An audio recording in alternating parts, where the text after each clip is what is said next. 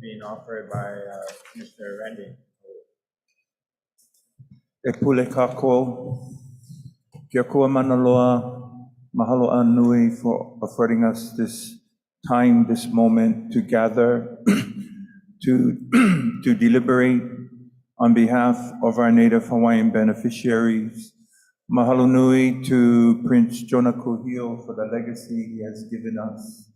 We ask that your aloha fill the room today, that your divine light guide us, that you provide us the ike, the wisdom to choose wisely, knowing that the decisions we make today will determine the lives of our beneficiaries in many generations yet to come.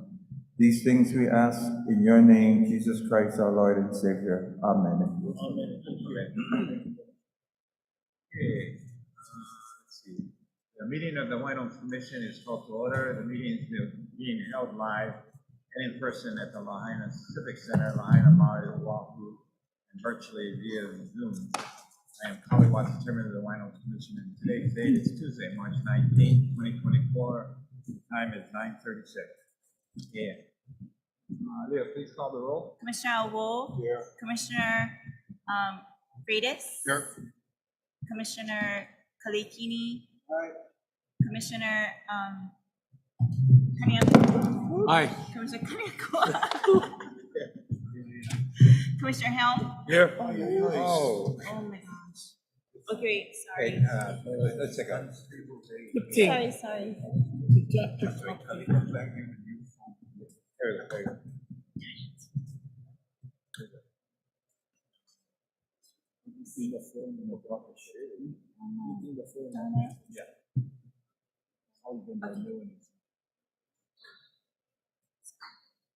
Okay, continuing on. Yeah, Okay, but I did it. So. Okay, so more. Commissioner Marfield. Commissioner Namu'o. Here. Commissioner Neves. Aye. And Chair Watson. Yep. 9 members present, we have a quorum. Okay, that's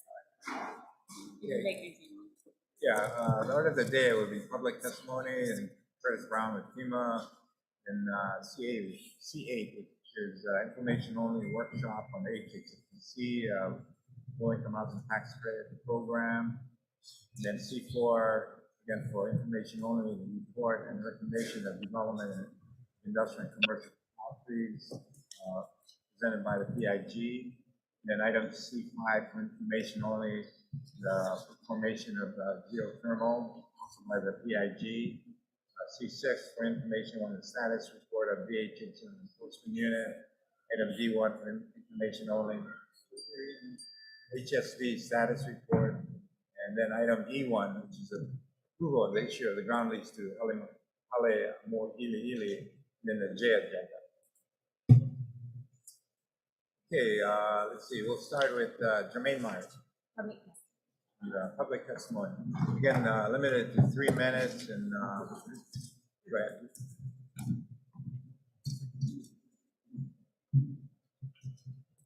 For the record, my name is Jermaine Myers. I'm an Hawaiian Homestead lessee.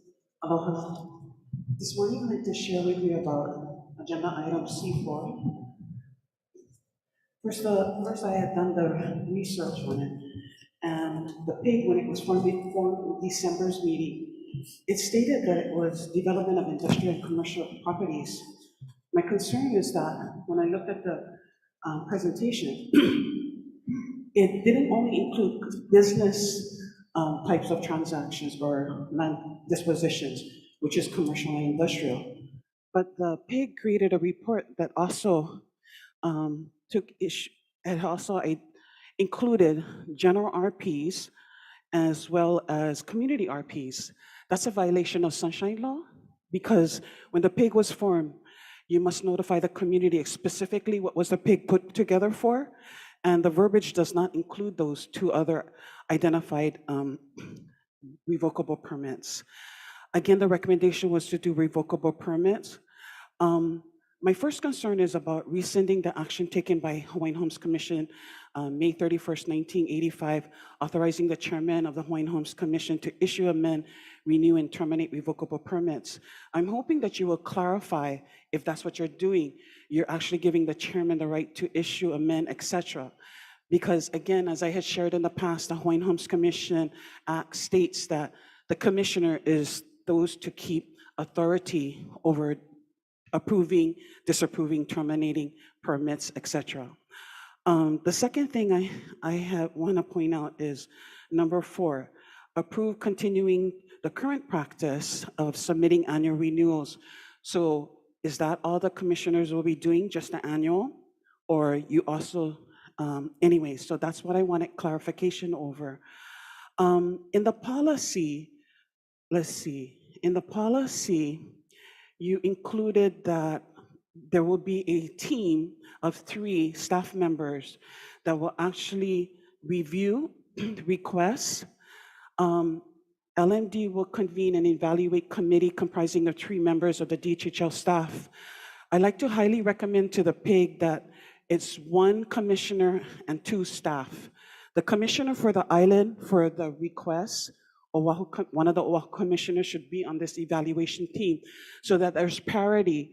A commissioner of that island is responsible for scoring as well as 2 staff members instead of it being all of 3 staff members. And that's where my concern, where Patty had shared about why are you fast tracking the Mr. Perry and the All Island Trucking. They should be going through this evaluation. Because you're saying that there's supposed to be parity about, okay, and here's the thing. It says here, propose, the applicant should provide 3-year pro forma. The applicant should provide federal and state tax return 2 calendar years. However, as Patty had stated, this entity just formed in January 2024. So how did LMD evaluate this application? Where was the parity? And then in the report, I never saw that the PIG had identified how they were going to address the 6 issues that Linda Chin had brought up, which was the reason why this it went from revocable permits to ROEs. And so I'll bring that up later on. So for example, unpermitted. The last thing I wanted to invite all of the commissioners, Ron Perez will be on a panel next week, Monday, regarding broken promises. Please come and watch that panel and meet Mr. Perez and ask him what things that he identified in the news media back in 2013 about why there was all these things that Linda had identified. Sorry, Kali. Mahalo. Okay, next person on the agenda would be Mr. Curtis Brown with FEMA. I want to go back to C7. He wanted to give a little bit of update and clarification in the prior presentation. Mr. Brown? Yeah, thank you, Chairman and Commissioners. Yeah, I just wanted to ensure that the presentation we made yesterday was clear to the Commission regarding the Kilohana 160 unit site just south of Fleming Road, particularly the federal site. So yesterday we mentioned that the site will be temporary, and that's the direction that we're going. I think the county gave a good explanation, or the correct explanation, of why the site is temporary. And that is strictly because with Kaanapali 2020, we had the group designs to make that site permanent. With the group site, Kilohana, we didn't have designs, and to expedite that 169 unit site, we decided to go temporary. To undo that now, one, we have a lease that should be signed within the next couple days. Two, at the end of this month, we anticipate the vendor selection to be made. And then 3, we hope to begin breaking ground sometime the first couple of weeks of April. And so to undo that, one would have to potentially rewrite the lease to the state. 3, undo or push back dates for vendor selection, and then 3, potentially delay the groundbreaking on the site, which we hope to have those displaced households in the group sites sometime in September. So I just wanted to be clear that we're moving forward strictly temporary with the site. I know Forrest also mentioned yesterday, since it is temporary, there was a comment made about maybe using the existing infrastructure there that is temporary. But for that lease that we're currently in, we will have to backfill, take out all that infrastructure and put the lands close to it prior to us building there. And so another comment that was made was regarding the selection of the vendor. I mentioned yesterday that we had an industry day here at the Lahaina Civic Center, and that industry day was thought up after a meeting that I had with the Maui Chamber of Commerce, the state, and the county. The Maui Chamber of Commerce brought in 6 local modular home builders, and so we were so impressed by their ability, 1, to build modular homes, and then 2, the potential for it to expedite homes here to Maui. And so we thought we'd give the local vendors an opportunity to learn the FEMA process, and then 2, if they weren't already a vendor with the federal government, we ensured that we have the technical expertise at that meeting to sign up those local vendors to become a federal vendor so they could participate in the RFP process for those group sites. I also mentioned yesterday that on March 11th, we had a pre-solicitation, and that pre-solicitation went out to all those vendors that showed up for that industry day, which allowed them to, 1, to be able to understand what the true RFP that will be out at the end of the month would ask for. And that solicitation, I think, closed on the 23rd. And so I did get some feedback from some local vendors. They were happy to be able to receive that pre-solicitation to get a peek of what that RFP is going to look like. And so point being is that myself, nor the regional administrator, nor anyone here on this disaster is going to be part of that selection process. That selection process is handled contractually by our Washington, D.C. office in FEMA. There was, the state also mentioned, there were some concerns about the state site, 450 unit site, regarding sewage from local neighborhoods around their site. I don't think we commented on our sewer plan, and I'm told by our subject matter experts that our sewer plan from our group site will go directly to a line.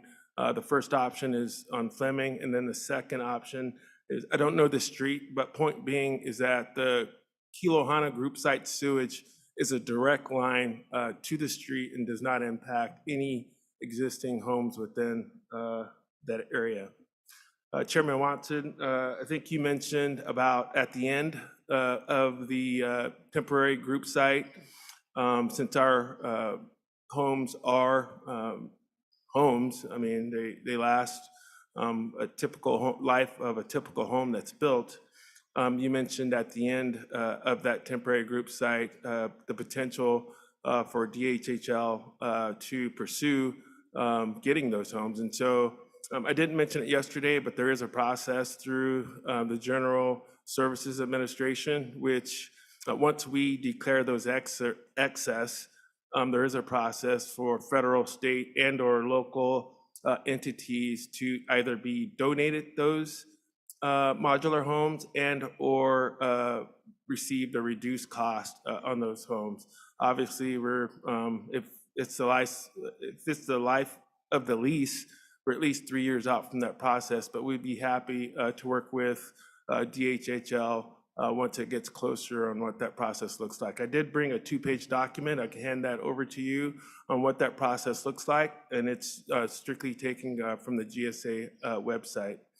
Last point is I'd be happy to myself and or any FEMA staff member provide an update to DHHL at any of your future commission meetings. And with that, I'd be happy to answer any clarifying questions. There's an update regarding the process. So that's very helpful, and I appreciate, you kind of clarifying some of the areas and taking into consideration back end. We do want to, get these units, reuse them for our permanent homesteaders that we're going to obviously would be excited about, especially on the cost side. Absolutely. Any questions from the commissioners? I do. Commissioner Wolf? Yes, so Curtis, thank you for being here, and thank you for the additional clarification. I think in this moment it's very helpful. Sure. I'm going to try to skip past the benefits of the program and reiterate the fast tracking and the challenges imposed upon the community most impacted by this fast track. And so it feels like done deal, so there's not much that the community can do because everything's been decided. So I want to go back to lessons learned about how we engage communities. And I want to also reiterate to be thoughtful about the people you're dealing with that have a long historical distrust for the federal government. Absolutely. And so one of the things I did note on your EA that I wasn't aware of until 2 days ago, that 140-page document, what I noticed was those people who were listed for comments, those groups and individuals, in that 6-day turnaround, nobody commented. So you received no input, and the cultural practitioners you listed, Pokulani Holt, Dane Maxwell, and Makalapua Kanuha, who has been here, they don't know about your EA, and so they weren't allowed to comment or able to comment. So my question is, as you fast track, is the federal government willing to extend the comment period by 1 week to give them an opportunity to weigh in? I don't know if we're able to open up the comment period, but I'll get back to you on that. Okay, so that is a request. Okay. I also note that on your list, the LIHTC community is not one of those communities listed for contact. So I would want to include them as well and provide them the same opportunity. Okay, so the specific request, if we're able to open the EAs for those cultural practitioners you listed, as well as that community to be listed as a contact. Yes. Thank you. Okay, thank you. And then my hope is, as we move forward, that as the offer you just made, that you make good on that offer and keep us in the loop. Yes. And I think that's how we build trust moving forward. Thank you. Thank you. Also, on the idea of working with local, 6 local modular home builders, I think that'd be great. I don't know if there's any 8A contractors within the group, but obviously if there is, they would have some preference. It should be in either Native Hawaiian or minority type Correct. entity. So I know you said that the selection is by Washington, but hopefully the decision makers in Washington will take into serious consideration choosing some local home builders. That'd be excellent. Other than that, thank you for your time. Thank you for providing an opportunity for me to cover. Thank you. Okay, the next item on the agenda, excuse me, we have one witness, Princess Leua Nani.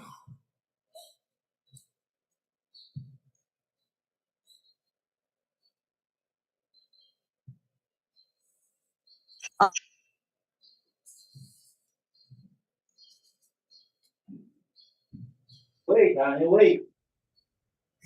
Aloha, Laura, we hear you. aloha, thank you so much. Aloha, Commissioner, Chair, good morning. Morning. You know, I'm looking as yesterday I was listening to the different topics as I read. I'm looking at C5 right now. Concerning the geothermal,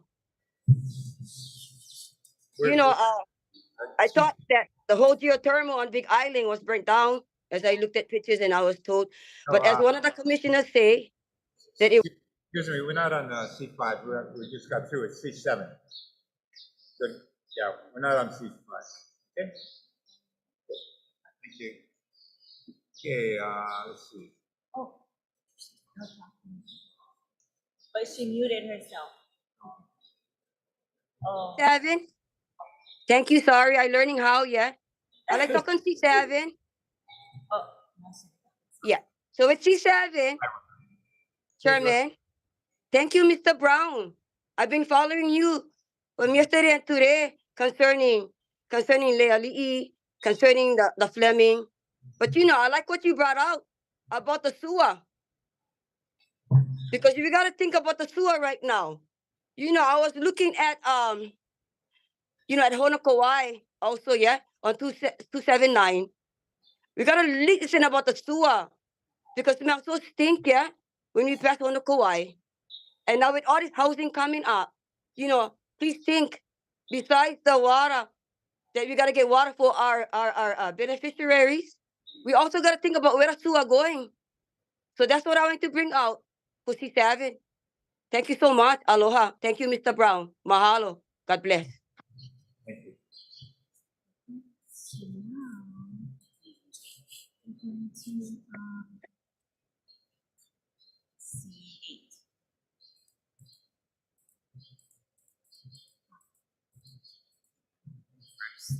Okay, we're now on C8, the workshop presentation by HHFTC on low-income housing tax credits program, and we have David Hoy from HHFTC. Good morning, David. Morning, Chair. Morning, Commissioners. My name is David Oy. I am the Finance Manager for the Hawaii Housing Finance and Development Corporation, HHFTC. And first of all, I would like to thank you for the opportunity to be here to share some background on one of the programs that we administer and answer any questions and see how we can work with the department to help further its mission.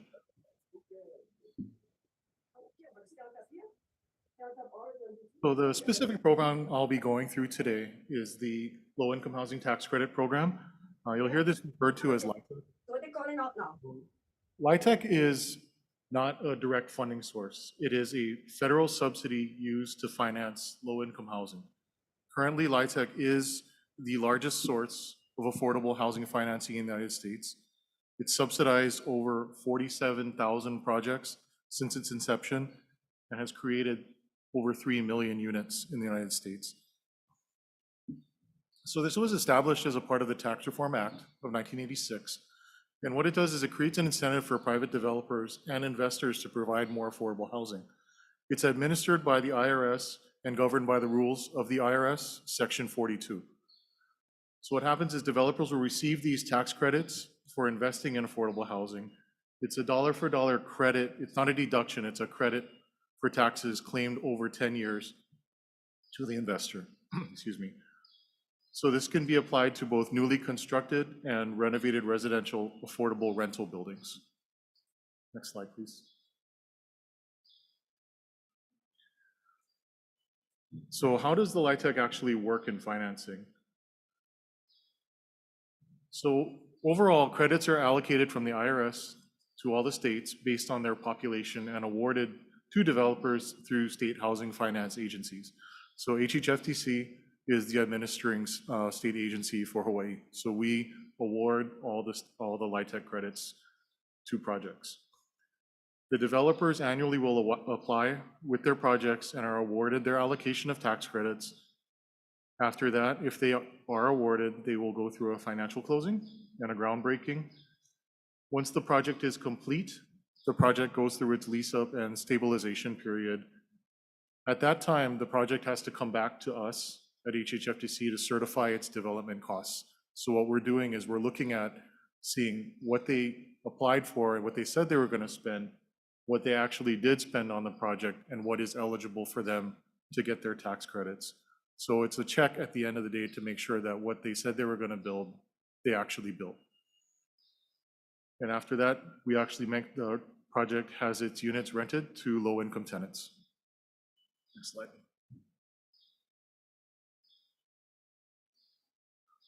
So this is a sort of a graphic view of how the process works. So HUD, U.S. Department of Housing and Urban Development, they develop what's called affordability standards. So these are the AMIs, these are the requirements for housing, anything that they feel is necessary to provide safe, stable, sanitary housing for residents. And the IRS allocates this tax credits to the states. So based on our state's population, the IRS sees Hawaii as a small state. However, I always tell people when I'm telling them about LIHTC, Hawaii is population-wise relatively a small state, but we have also very limited land and a lot of people, and I think per capita we have probably the greatest need among all demographics for affordable housing. So we're very unique in the nation.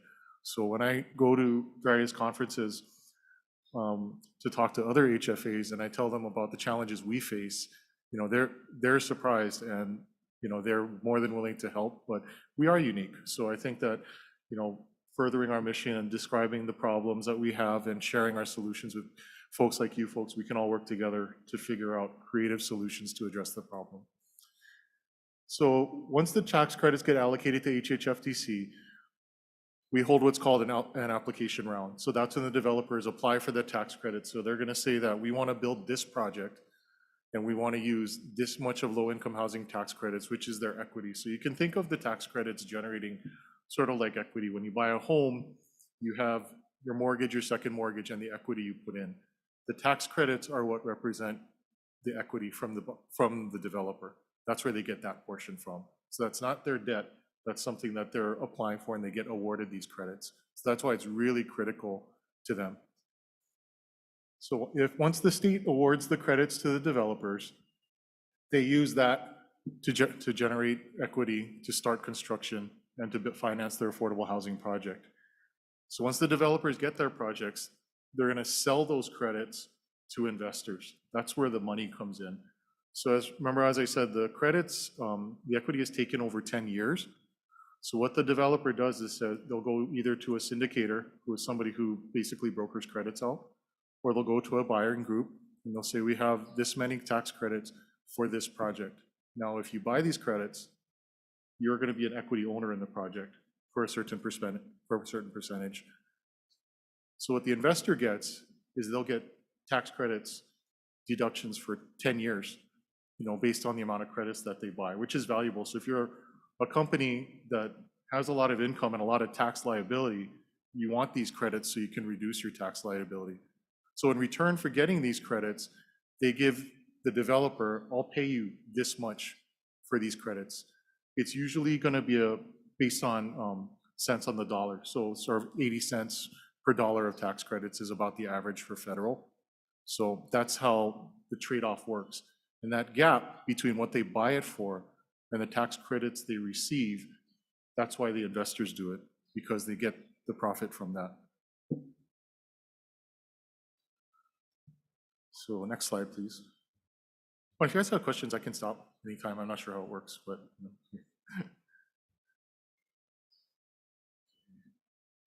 Go to the next slide. Okay, so since these are low income and affordable projects, the tax credit program comes with compliance period and requirements. So every time that a project uses tax credits, the IRS requires that you record a land use restrictive agreement, like LURA.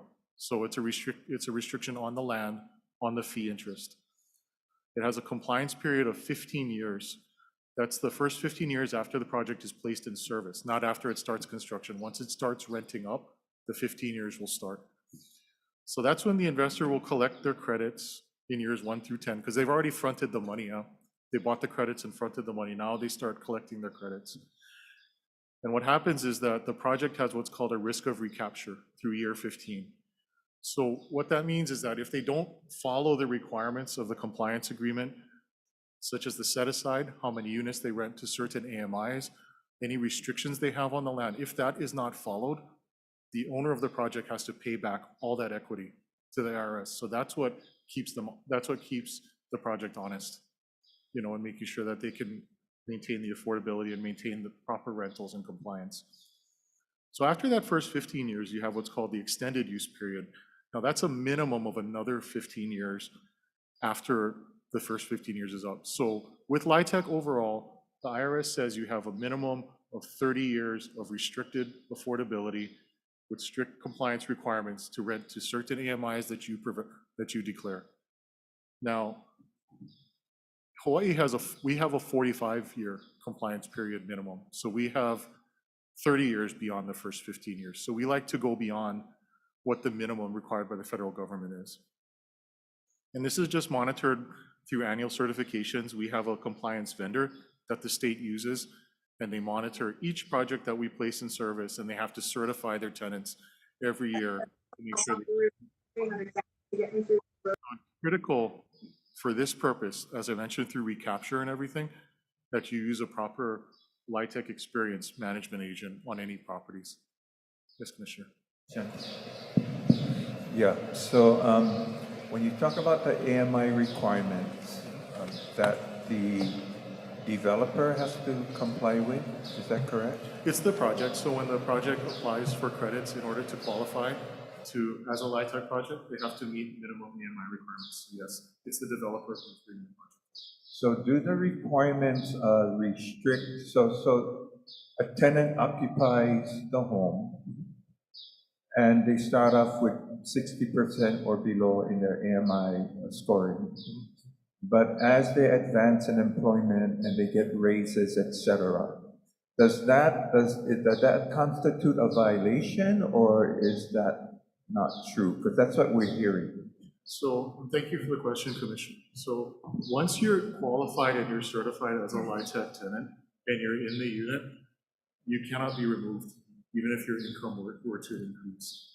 So if the tenant happens to increase above that restricted unit, because the AMIs are tied to units, not necessarily to tenants, you have a certain number of units. So once that tenant in that particular unit, say it's a 60% unit, exceeds that, once they reach a certain level, the project is then required, the next time there's an opening in the project, they have to rent that unit to a 60% person, regardless of what the set aside is. So that's called the next available unit rule.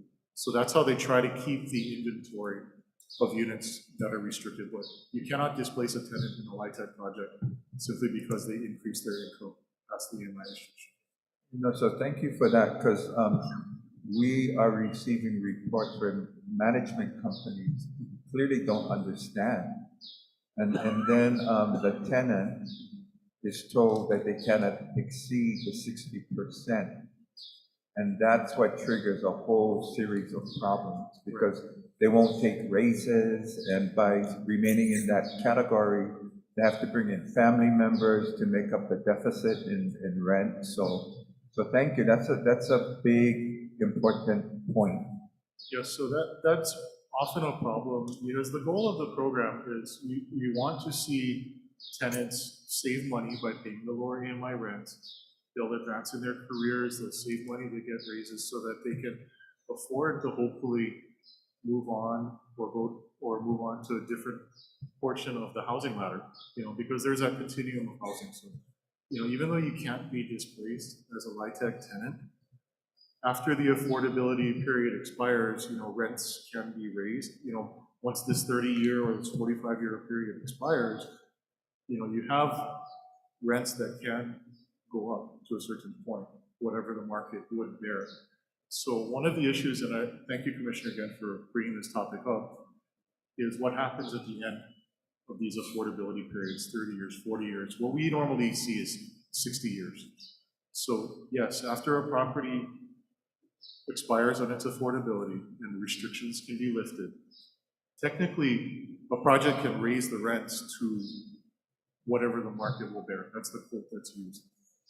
However, most of the time, projects at that age, they require significant rehabilitation, and most owners, we feel, would not want to displace tenants. So we don't see a tremendous number, if any, that go from 60% AMI to market rent overnight.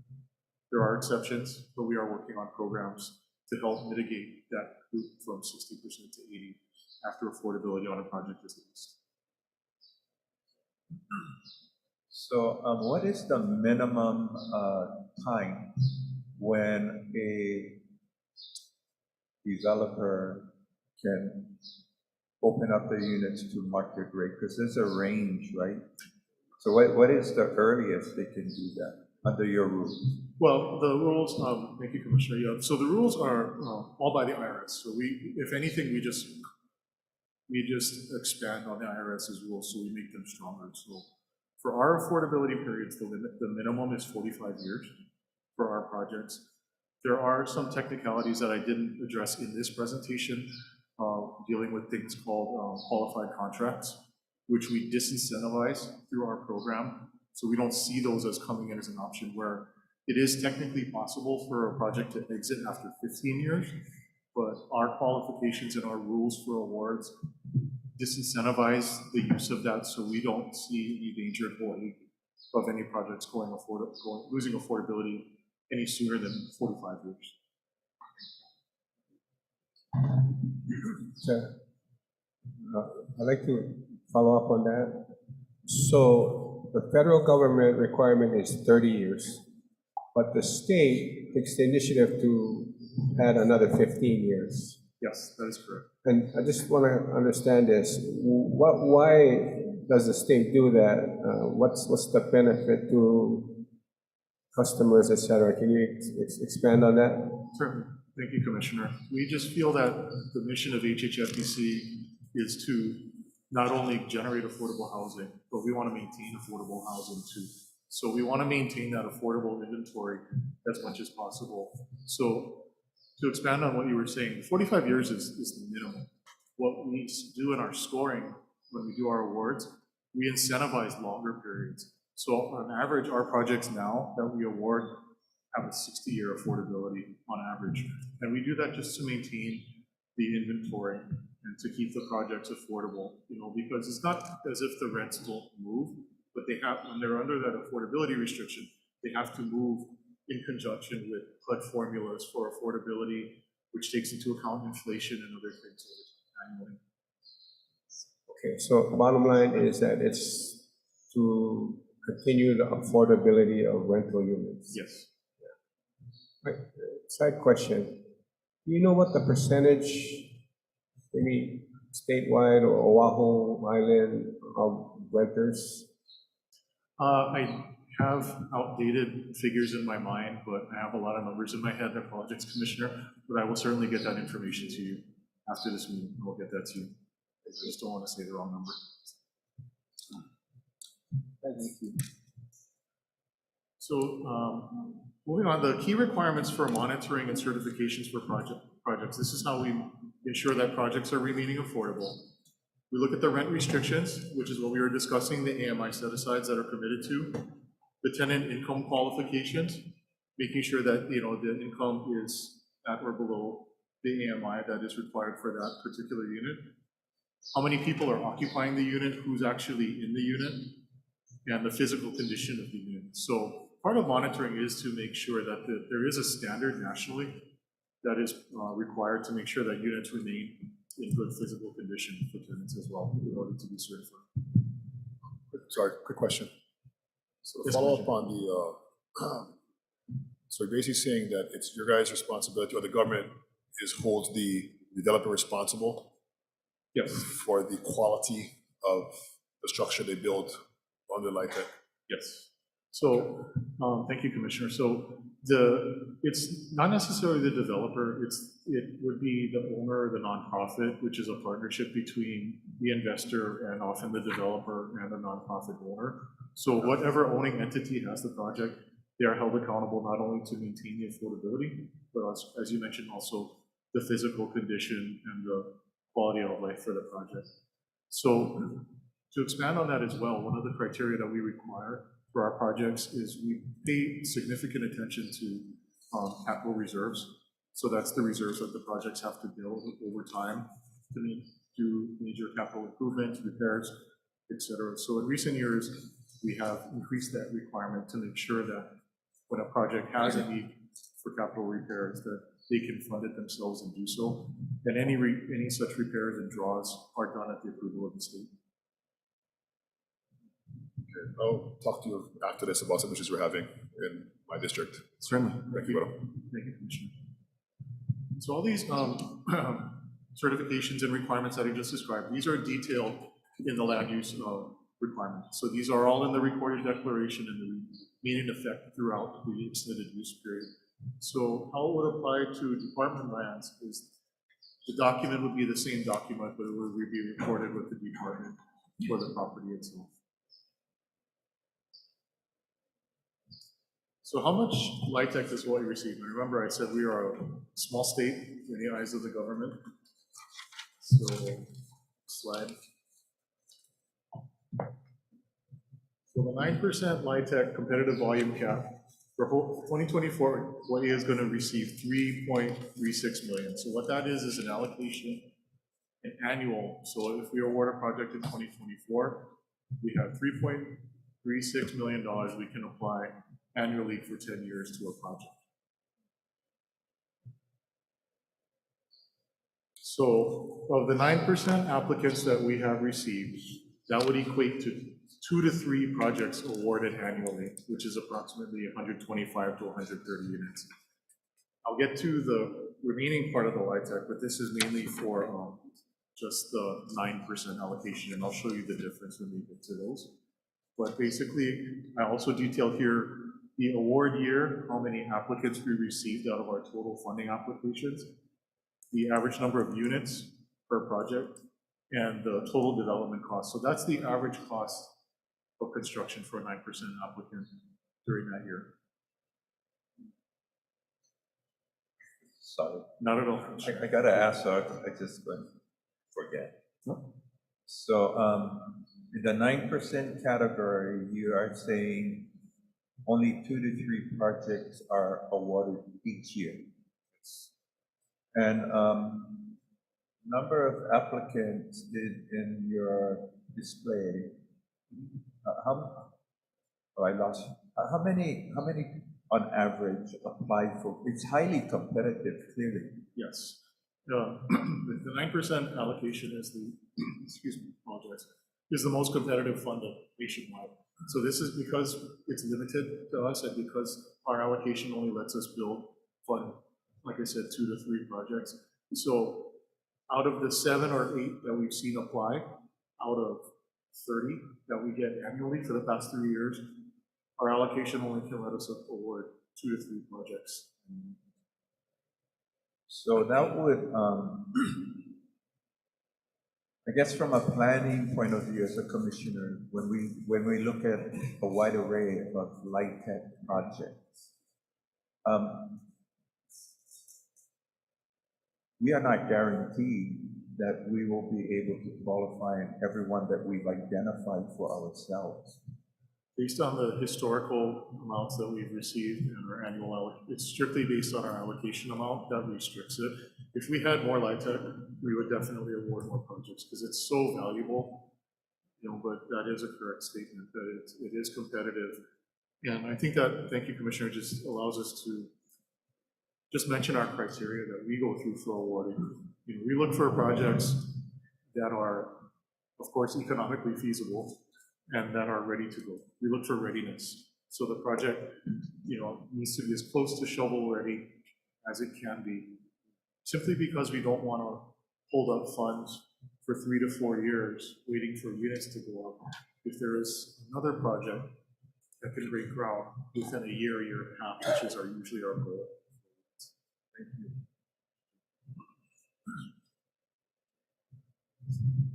So that's the 9% awards. Now, the other type of LIHTC that is the 4% LIHTC. So this is what's referred to as our non-competitive, non-volume cap. So that, as it implies, this would mean that, the 4% LIHTC is unlimited. It's given by right with the use of private activity bonds. The private activity bonds are the limiting factor for awarding projects using this. So the 4% LIHTC, the state has a bond cap for private activity bonds of $378 billion for this year. So of that bond cap, the state of Hawaii gets 50%, and the remainder is allocated throughout the counties not just for affordable housing, but for any approved use of private activity bonds, whether it be utility, infrastructure improvements, any sort of project. That's what private activity bonds get shared off of. And 4% LIHTC projects, by rule for the IRS, must utilize private activity tax exempt bonds equal to 50% of the project's eligible basis. Now, that just means that whatever the cost of the project that uses 4% LIHTC, you got to use half of that funding it with private activity bonds of your depreciable costs, which means it does not include land. So most acquisition and rehab projects utilize 4% LIHTC with private activity bonds. So while 4% LIHTC, as I said, is unlimited credits, the private activity bond demand is really what limits our awards in this as well. So the state would approximately have about 180 million in any year to award for projects. I just updated our number for applicants for our funding round currently for 2024 that we're presently in just beginning. The application amount, the demand for private activity bonds is over $1 billion. So that's how tight that resource is as well. So again, it's a competitive process still that goes based on readiness, feasibility, and other amenities that we feel make the projects worthy. So on the next slide, this is the same slide, but for the 4% LIHTC production. So this is 5 to 6 projects we can award annually. Sorry, I didn't change the last number, but it's more than that. I apologize for that slide being inaccurate. I'll send the correct one. But you can see how, sorry, that's supposed to be 4% applicants, but you can see how the majority of applicants for LIHTC are 4%. So that's the strain on the private activity bonds. You can see the number of units in the project increases dramatically when you use private activity bonds for financing. And as such, the total development cost rises significantly as well. So 4% projects tend to be bigger, more expensive. Project and for my errors on that. So this is a comparison that you folks have of the 9% and the 4% credits and the difference. Now the reason I put the 9% in gold is because that's what a lot of our developers will call the golden ticket. That's about 70% of your project costs right there is funded with credits. So that's like your golden ticket. But again, it's limited, highly competitive. And one thing I didn't put on there is you're under a restriction by the IRS. So once you get the award, you got to put your project in service in 2 years. So once you close. So once you close your financial closing, your project got to be built and constructed within 2 years after that, at least. So the 4%, I wouldn't say less valuable. Comparatively, they're less valuable, but it's 30%, 35% of your equity in your project. So you can see the production that it generates. There is legislation currently on a federal level to reduce that 50% requirement to 30%. And as much as that would bring us a lot of relief in terms of generating more units, I just caution now that, it's one of those things I say it's not really done until it's done. So we tell our applicants to just plan for 50% and we'll make adjustments as needed. But that would be some relief if we were to do.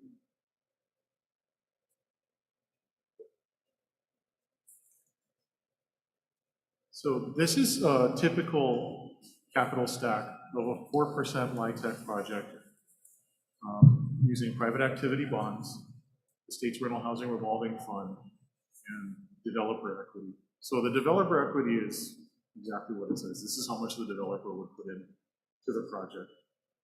You can see how much equity is generated by the LIHTC, how much bond is needed, and what the RHRF loan requirement would be. So RHRF is the state's legislatively funded rental housing revolving fund program. So that provides that additional gap financing, which is basically stating that it's a low interest, long-term loan that we can give the project to fill any gaps that the loan or their equity can't cover. So as you can see, the HMMF bond loan is critical for construction. but it gets paid off once the equity from the LIHTC comes in the permanent side.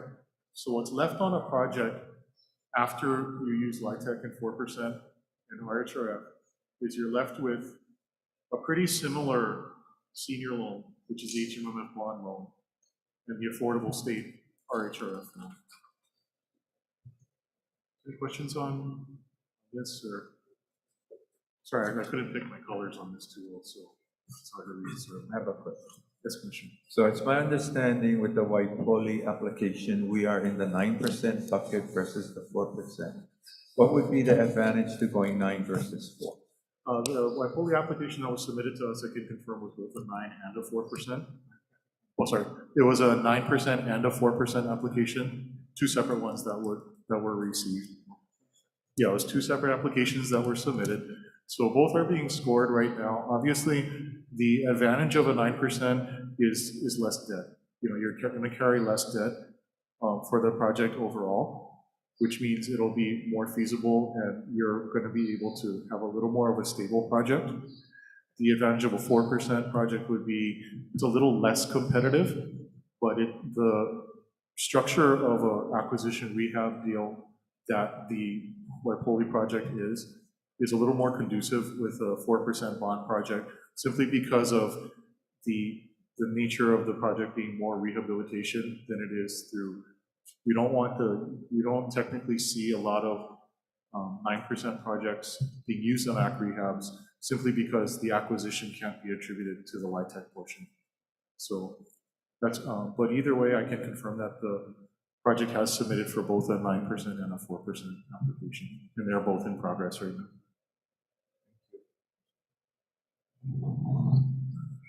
So we'll get more into how LIHTC is awarded. So it's awarded based on the state's qualified allocation plan. So occasionally you hear people talk about a state's QAP, the qualified allocation plan. So every state housing finance agency, in this case HHFDC, is responsible, based on the IRS's Section 42, to create and implement the QAP, which is the criteria that are required to be awarded LIHTC.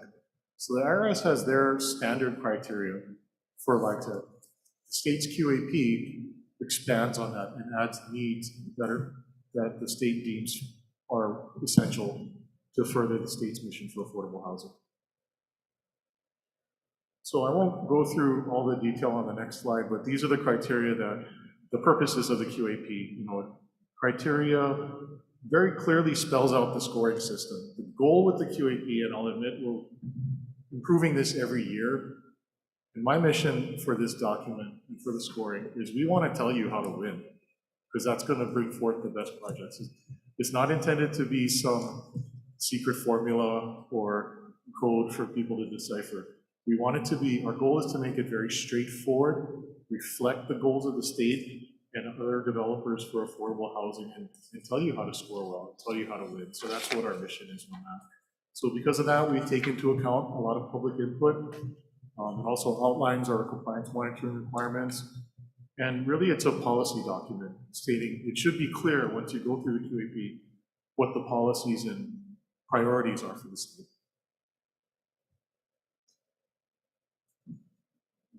Excuse me, Chair, I just have a question. Yes. Commissioner Nevis? On the public input, how is that done? Thank you, Commissioner. So what we're required to do is the QAP has to be approved by the HHFDC Board of Directors, and the IRS Section 42 requires a formal public hearing before any changes are adopted, before it can be published. So we are currently looking at a 2-year, 2 revision cycle right now at HHFDC, and possibly further out after that. So the public input is taken through public testimony at a formal public hearing. Thank you. So our consolidated application, which is located online, is how developers will apply for the LIHTC and the various other financing programs we have. This application form we work on it annually because it's our form. You know, we solicit stakeholder input. Sometimes input is unsolicited, but it always improves our process because we'll find things that we need to improve. And any changes to the QAP are also incorporated into this application and scoring document. So this document is very long. It requires a lot of exhibits. My staff does a great job at reviewing these, but basically it's binders like this, literally this thick, that get submitted to us. And next year we're hoping to go all online so we don't have to use so much paper, but it's a very tedious process. So if you folks have any folks that are involved in creating this document, please give them kudos because it's a very arduous process.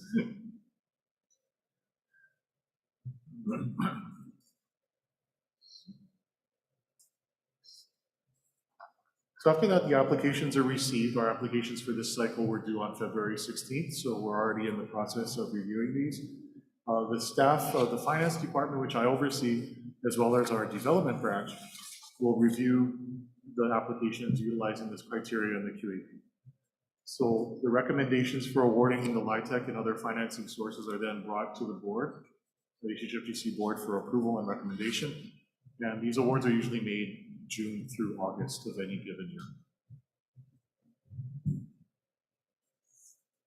So one of the items I was asked to discuss here was the lease to own development, or rent to own, and LIHTC. Now most professionals in LIHTC call this ownership, they call it ownership conversion, so you'll hear it referred to as that as well.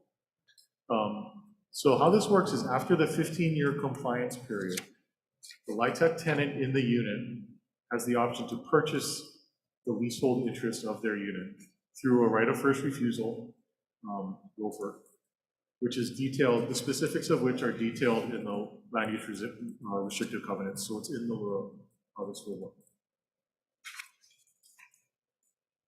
So as far as the sales price at that time, I've put up the Internal Revenue Code Section 42 definition of what the sales price is. Now again, it's very loose by definition. It's not very restrictive. It's not clearly defined because again, the goal of Section 42 is to leave it up to the states to determine what their mission is and how to accomplish its housing mission. So this is again the definition of minimum purchase price, which is basically debt plus taxes. That's the minimum purchase price. So the debt for that particular leasehold interest and any sort of transfer taxes or other taxes associated with the sale. That's the framework that the IRS proposes. So if I go into a specific example, we can look at La'iopua in Kona, which is a 9% LIHTC deal. So key things about this project were it's a 60 single family home with a first right of refusal option at the end of the 15-year compliance period. So these are 2, 3, and 4 bedroom single family homes, wood frame construction for the restricted AMIs. And I just put the, this was the cost at the time that the project closed. The reason I detailed the type of construction is so you folks can see that, costs can play a role in this, the cost of construction. Excuse me. So this next slide is the breakdown of the sources and of the uses of the funds. So you can see that this is an ideal candidate because this is the department's land.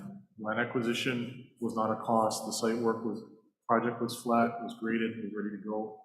Majority of the cost was in vertical construction, and it was a very good project. The cost came out to about $632,000 per unit. Bringing this up to today's cost would be about $745,000, and that assumes pretty much a 5.5% annual construction cost increase. Now I know construction costs have increased tremendously in all areas since then, but to kind of I like to put things on a general, reasonable level to see what it would be in any model going forward. So the way that La'iopua stated that their sales prices would be calculated at the end of 15 years. Now this is the formula that they put forth, but the way I like to think of it is, what they'll do at the end of the 15 years is they'll look at the tenant, they'll check which AMI income level that they're in at the first day after that compliance period ends, after 15 years. And when you go to buy a house, you go to your bank, your lender, and then they say, this is how much house you can afford, based on your income. So this sort of expands that formula and will back into the sales price for the unit based on the affordability of the tenant at the time of the 15 years is over. So that's critical. It's not at the time you're qualifying. It's going to be at the time that you qualify, at the time the 15 years is up and you're ready to exercise that referral, that first right of refusal. So this example is not universal. This is strictly Leiopoa's example of how they're calculating the sales price. But what they did was they had to run this through legal counsel, LIHTC investor, just to make sure it complied. They have to get opinion to make sure it complied with the year 15 rule in section 42. Just a question. So Yes, sir. is this determined with the LIHTC application? Yes, it's proposed with the application. Okay, thank you. Thank you, Commissioner. I just wanted, if I could step back to look at page 21 under sales price. Yes. I just had a question about on the where it said after C, 5C, it says, or government agency may hold the right to purchase the building after the close of the 15 years. What does that mean?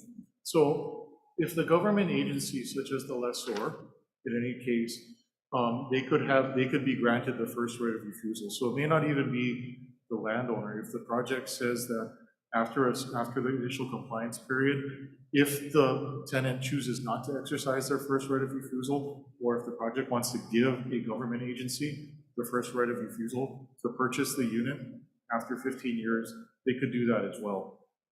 So basically the ownership of the leasehold interest could change to the government entity, but in that hypothetical situation, you are possibly displacing the tenant at that point, because the tenant's still living in there. So just because they don't exercise their right to purchase the unit, they would still have the right to use it as a rental until the compliance period ends. Certain projects will, in other states, revert back to the state or the government agency so that they can maintain their affordability. But our rules, as we discussed earlier, for putting incentive to commit to longer affordability periods, we think is a better solution to addressing that issue. David, Yes, sir. so do you know when the 15-year term comes up for Leiopoa? I apologize, I did not bring that information with me, but I can get that to you as well. But it's been in service, I believe the project was placed in service about 4 years ago. Okay, so a little over 10 years at least. Yeah. So I don't understand this part about like when 15 years comes and then the tenants can purchase household. Is it going to be 645,000? Oh, no, I'm sorry. I apologize for the lack of clarity. That was just the cost to build the unit. That's the cost to build. That was the cost to build. So what do you think a tenant can anticipate after 15 years? What would the cost be as an estimate? It would be based on 30% of what the monthly payment would be for a price at 30% of their income based on the time after the 15 years. So they're sort of backing into the sales price based on what the tenant can afford at the time that they qualify in the future. So as much as I'd like to speculate, the goal is to really make it so that it's affordable based on that 30% standard. Okay, so I think I'm clear. So when the 15-year period comes and the tenant is interested in purchasing, they will look at their income and won't exceed 30%. Yes. Okay, thank you. Certainly. And it would be compared against the requirements of an FHA loan. They'd obviously look at other requirements, but that is the basis for how they're going to determine what the sales price will be in the future. Okay, so I'm trying to bottom line this for my understanding. So on the sale price, my bottom line question is, in the language that's contained here, because this is a trust asset, do we lose control under certain circumstances? Do we lose control of the trust asset is what I'm asking. Thank you, Commissioner. Because this is strictly for a leasehold interest, once the property is purchased by the tenant, it becomes subject to a standard DHHL lease after that. So it's still under the purview of the department, but at no time do you ever relinquish any portion of the fee ownership in the unit. It's strictly a leasehold interest, and then it becomes subject to the rules of the department.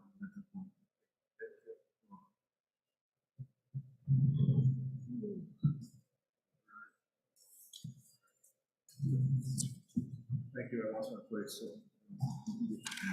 So, let's see. One slide, yeah, right there, thank you. So one of the questions obviously is what happens to the unsold units, because as much as you want to place tenants with the understanding up front that they have this option, and this being their goal, you possibly, not ideally, you possibly will have unsold units. So those units will continue as LIHTC rentals, subject to the terms of the land use restrictive covenants. They're not displaced. They don't say, hey, wait, you can stay here until somebody else comes in and buys it. That's not how it works. You know, so ideally, you want to have tenants that have home ownership in mind. That's what their goal will be. And for the project, from a business perspective, you want the units purchased because each portion pays off a portion of your debt, so that's the goal. So if they can stay there until the earlier of the end of the committed affordability period, until they decide to purchase, you know, the tenant can decide a year or 2 years down the road if they want to purchase the unit later on. Voluntary lease termination, so basically they move out, or involuntary lease termination, which you don't want to see that happen. And you can, what happens after that, it's after that 15 years, the tenant you qualify to move in does have that purchase option after that. So some of the benefits to home ownership conversion, again, it promotes home ownership. You know, that's the goal. That's the goal for most homeowners. You know, we want to see, the department, we want to see the beneficiaries, we want to see tenants, right, go through that housing ladder to own property. Because nationwide, the percentage of households that own their homes has been steadily declining over the past 10 years. It accelerates repayment of the construction debt. Normally, this is the state's rental housing revolving fund that fills the construction gap, so that just gets proportionally paid off with each unit sold. And the tenants will usually take a little more active role in that first 15 years of maintaining the quality of their unit, because if they know they're going to buy it, they're going to theoretically take better care of it. They might invest funds for making their own maintenance. You know, with rentals, you usually just call the guy and he makes repairs, right? But if you know you're going to own it, you might take more pride in ownership, making your own repairs, doing upgrades. You just based on the numbers, you'll see less vacancy losses and expenses, because with the perspective of home ownership, you're going to keep people in there longer. And it works very well in low land cost scenarios, which would be ideal, I believe, for the department. Now, the other side of this, because there are two sides to the home conversion, you're decreasing the supply of affordable rentals. Now, this is where the missions of the department and the state's affordable housing sometimes could not line up. Rental units and this is just strictly from conversations I've had with others. You know, once these rental units are sold, you're taking units out of the pool of affordable rentals. So you're not really cycling the units through tenants that may need them. So that's one consideration. Historically, this has only been successful in single-family home construction designs.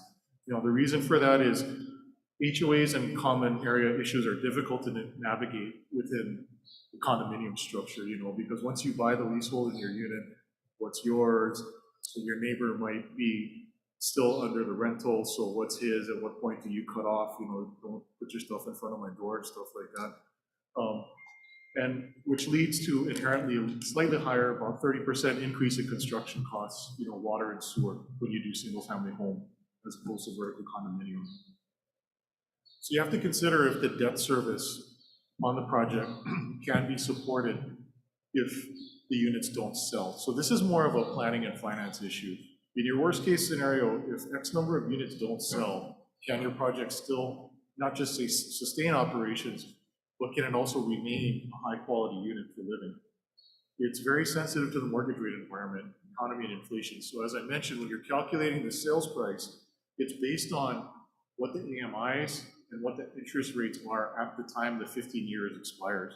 So wherever our economy is in 15 years, that could determine the success of your program. So I see here, as you just mentioned, historically successful only in single-family home. So we have a $25 million set aside for White Poly, which is a condominium unit. So this seems to go against what you historically view as successful. Yes, that is basically based on the history of the program. Not to say that it can't be made to work.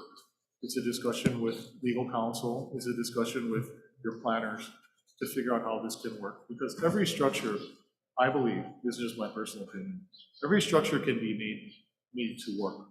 And with the department's mission and its beneficiaries, and I think with the resources, I think it could lend itself to a little more advantages, perhaps. And I think it just really takes someone to figure it out, you know, and it takes a lot of people to figure it out. So I wouldn't say that it can be done, just the history, and we're talking about, you know, all 50 states where areas have tried to do this. There's been areas of high success, there's been areas of lesser success. There are vertical condominiums that have done this successfully, but fewer, I would say, than single-family homes. So I wouldn't say it's not something worth looking into, because the crisis we're in is we can't just keep doing what history tells us to do. You know, I think once you become the innovator and people do look to hold for things that we've done before, I think it can set a precedent, because that's what I love about affordable housing, honestly. The problem is the same throughout the country. Our tools are generally the same, but how we use those tools is a little bit flexible because of the, you know, because we aren't necessarily governed by the legislature, and we're governed by the federal government that gives us more flexibility. So while what you're saying is true, Commissioner, I don't think it's an impossible task. I just, a comment is, you mentioned earlier that your purchase can happen anytime between the first year and the 15th year. Oh, sorry, Yes. Perhaps I misspoke. I apologize for That's the okay. miscommunication. It's anytime after year 15. After year Yeah, 15. so the year 15, day one after the 15 years is your first opportunity to start that purchase process. So I apologize. I'm trying to figure out a way to leverage where the interest rates drop, whether I should buy it early. Yeah, I apologize for Yeah, that. no problem. My lack of clarity. Thank you. So where I left off was, you know, managing agents for LIHTC have to have significant experience because of the compliance requirements. If you're going to do it for a subdivision structure like Leopua, you want to have somebody with even more experience, because to manage a vertical HOA is a little different than managing a subdivision HOA. So it's really just saying experience counts, you know, when selecting who you're going to use. So one of the things that was brought forth was perhaps, you know, you bring in a managing agent, have somebody with experience be a consultant, and then eventually you can build up your resume to do that. But it's really critical because the department wouldn't want to be handling these projects on a daily basis. You want to have, you know, a managing agent that can do all this for you without worry. Comment, sorry. So you raise an important point, experience. And on paper, you know, we can't tell if they have bad experience, right? You're just checking the boxes. And the reason I bring this up, it's not on you, but what we are learning from Redwood option to purchase tenants, because they're not even treated as beneficiaries yet, it's the horrific experiences of dealing with a management company that doesn't even know your rules. Mm-hmm. And so I don't know the cure to that, but that's something we're going to have to grapple with.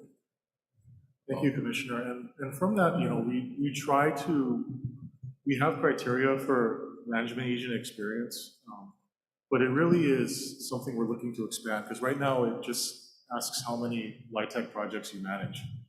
About a month ago, I got a call from an HFA in Michigan who was doing their awards, and they said that, you know, this applicant has said they want to use this managing agent. Can you tell us, and they have a project in Hawaii, can you advise me if they've had any tenant complaints or what their track record has been? So something like that I think is something that we would want to look into.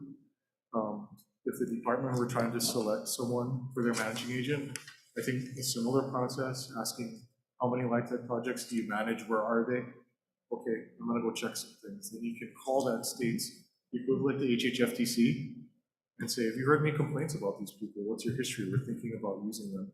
But really, we have to take an active role in that to an expanding experience thing. Question.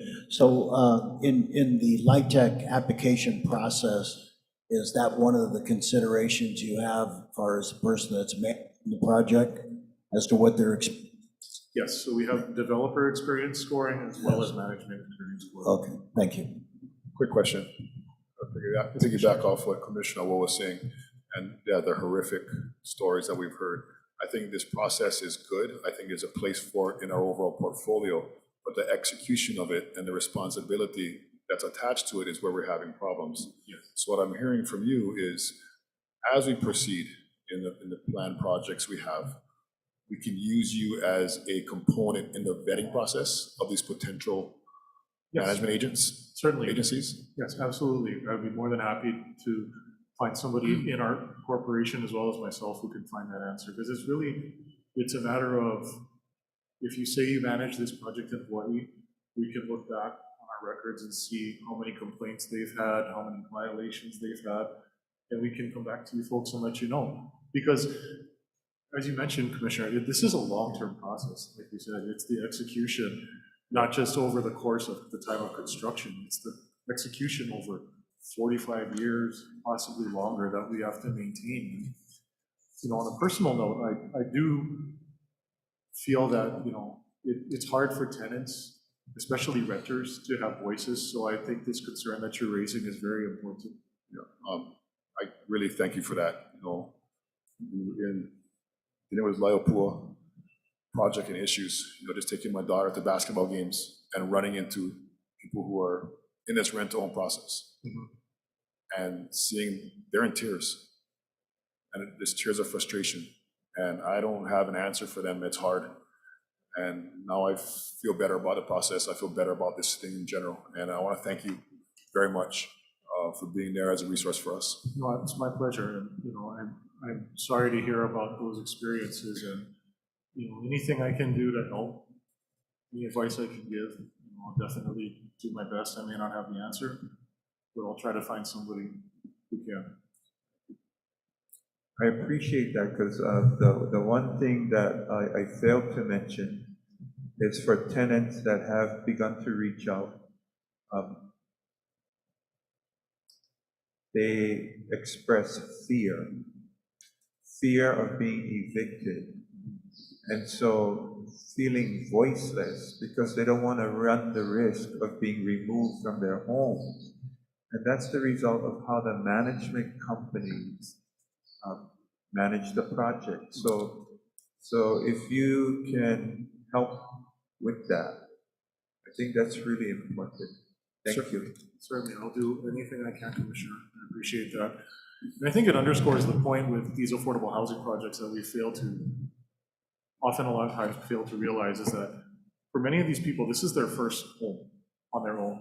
So to feel that just adds to the fear of not wanting to speak up, because you don't want to be evicted from the first residence that's been yours, you know, that you've known. So, you know, I see the importance, and I definitely would want to do anything I can to assist the department or any of the tenants that we have in our projects. Sure. Yeah, hi. David is your name? Yes, sir. Excellent workshop. But you know, the thing that fears a lot of these tenants on the Big Island, especially Kona, is the management is not in Hawaii. They're located in the mainland. And I think it's really unfair for our beneficiaries that, you know, the decision-making will not be made in the islands rather than in the mainland. And I hope that we can get the management from Hawaii instead of the mainland. And that's where I think some of the problems are. They're not here visibly, physically. So I just wanted to point that out. Thank you, Commissioner. That is an excellent point, because a lot of these management companies, especially for LIHTC, they're nationwide, because again, it's a specialized group. But I appreciate that concern, and it's something we definitely have to look into as well. On-site managers make a huge difference, especially on the smaller projects. You know, the larger projects obviously will have 1 or 2 units for on-site managers, and depending on the quality of that individual can contribute to the quality of life for the tenants. But, you know, I think that, you know, it has to be to a larger group, because I mean, I personally have gone through a situation where I have an issue. I talk to my resident manager and black hole, you know, so, and there's no one else for me to call, no one else local for me to call. So definitely take that suggestion back and look into what the track record perhaps has been with the local companies versus the mainland. There are many mainland companies that do have excellent track records in Hawaii, but I would say just as many that possibly do not. We can't have any. Just one quick comment, kind of what Commissioner Helm is saying. The on-site managing entity that's attached to this mainland entity, we're having trouble with both. You know, they're saying it's this person's problem, they call the mainland, or it's this person's problem. It's going back and forth like a game of dodgeball. And of course that's a mechanism for frustration and emotion to go through the roof. So just want to put it out there, but thanks again for your support, brother. No, absolutely. You know, and I welcome any just clearly specific issues. You can let me know, and I'll go through whatever channels I can. But I really think the seriousness I always think about is, again, this is people's first home, you know, and the fear. Other people can just say, I'll just go move out and find some other place to live. Our tenants and the people that we build affordable housing for, they don't have that option. So as hard as it is to hear this, you know, I want to do what I can to help improve this, you know, in the future. So I appreciate all the feedback on this. The last slide that I have is other considerations. So for rent-to-own ownership conversion, you really have to have a detailed tenant selection plan. This is required for all LIHTC projects, so you have to go through in detail in writing how you're going to select tenants, what your preferences are. But I think the criteria has to go through some sort of homeownership education. Are they planning to own? Because there are people that don't want to own. You know, we do run into people across all AMIs that they just don't want to own for whatever reason. You have to consider additional tenant education, support services, and homeownership preparedness. This is really critical, because while people do want to own a home, everybody wants to own a home, most people want to own a home, you know, it really takes education to understand how to budget, how to really be a good homeowner. And this doesn't just go for rent-to-own. We do this in many of our LIHTC projects. Our developers have on-site resources for education and how to move on from the rentals into the ownership portion. And you have to start this outreach kind of early. So coming up on the year 15, around year 11 or 12, you're going to want to start really getting involved with tenants to get their plans together. And the main obstacle will always be credit. So that's where the education has to come early to state that start building your credit early, because I think it takes, you know, every credit report from my experience is 30 days delayed. So, you know, you have to start early. It takes 5 years for something to come off your credit report that's negative. So this is, you know, education and information that people need. And so it's further incumbent upon the owners to do this for homeownership considerations. And you have to consider specific requirements for succession of beneficiaries that eventually get the budget, which I know the department does, but if there's going to be different requirements, perhaps that's something to consider. David, wouldn't you also say that on the front end, it's just as important to educate the potential participants on the requirements that they're going to have to be subjected to the annual certification, inspections, yes, and all those other things. Would you agree with that? Yes, I think that's one part that really has to be balanced with the demand. I agree with you completely, Chairman, that the education of the requirements and the AMI qualifications has to be clearly stated to applicants upfront.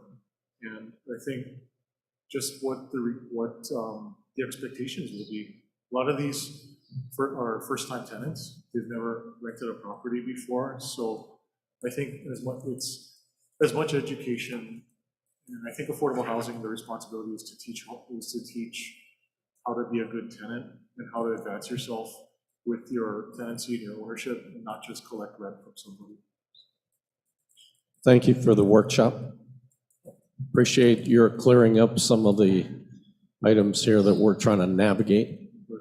You used Laopua as an example, and you've got data from 21, 22, 23 for both 4 and 9% funding.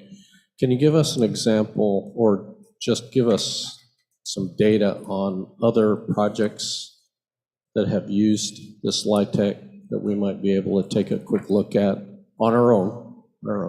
Yes, I can find other more similar projects to what the department has shared with us that I can share, and I can definitely send those over to you.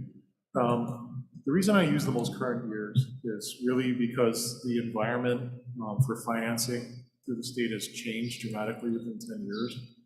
Not that I've been with the state that long, I'm 2 years in, but we become more private activity bond constrained now than we were in recent years. Whereas prior to my tenure, my predecessor dealt with everything. The rental housing revolving fund was not as well funded as it is now. So I can send you definitely examples of similar projects and maybe some context about how the environment was possibly different back then. No. So, David, I just want to make a comment.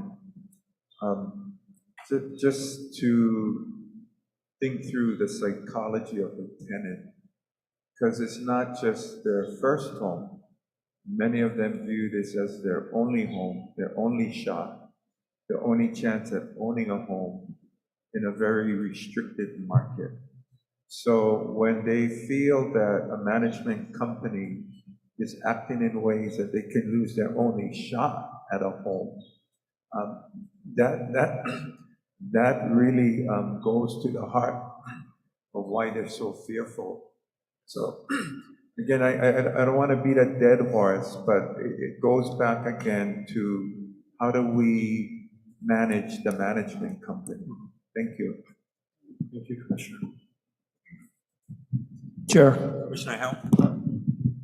this question is directly to the department. On this rental projects that we have, the 99-year lease goes into effect as soon as they start renting, is that correct?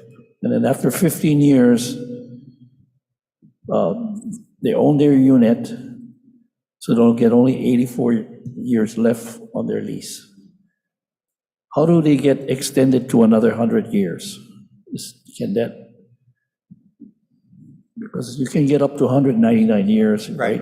So, like any existing lessee, you can apply for that extension, that 100-year extension at any time once you receive a lease.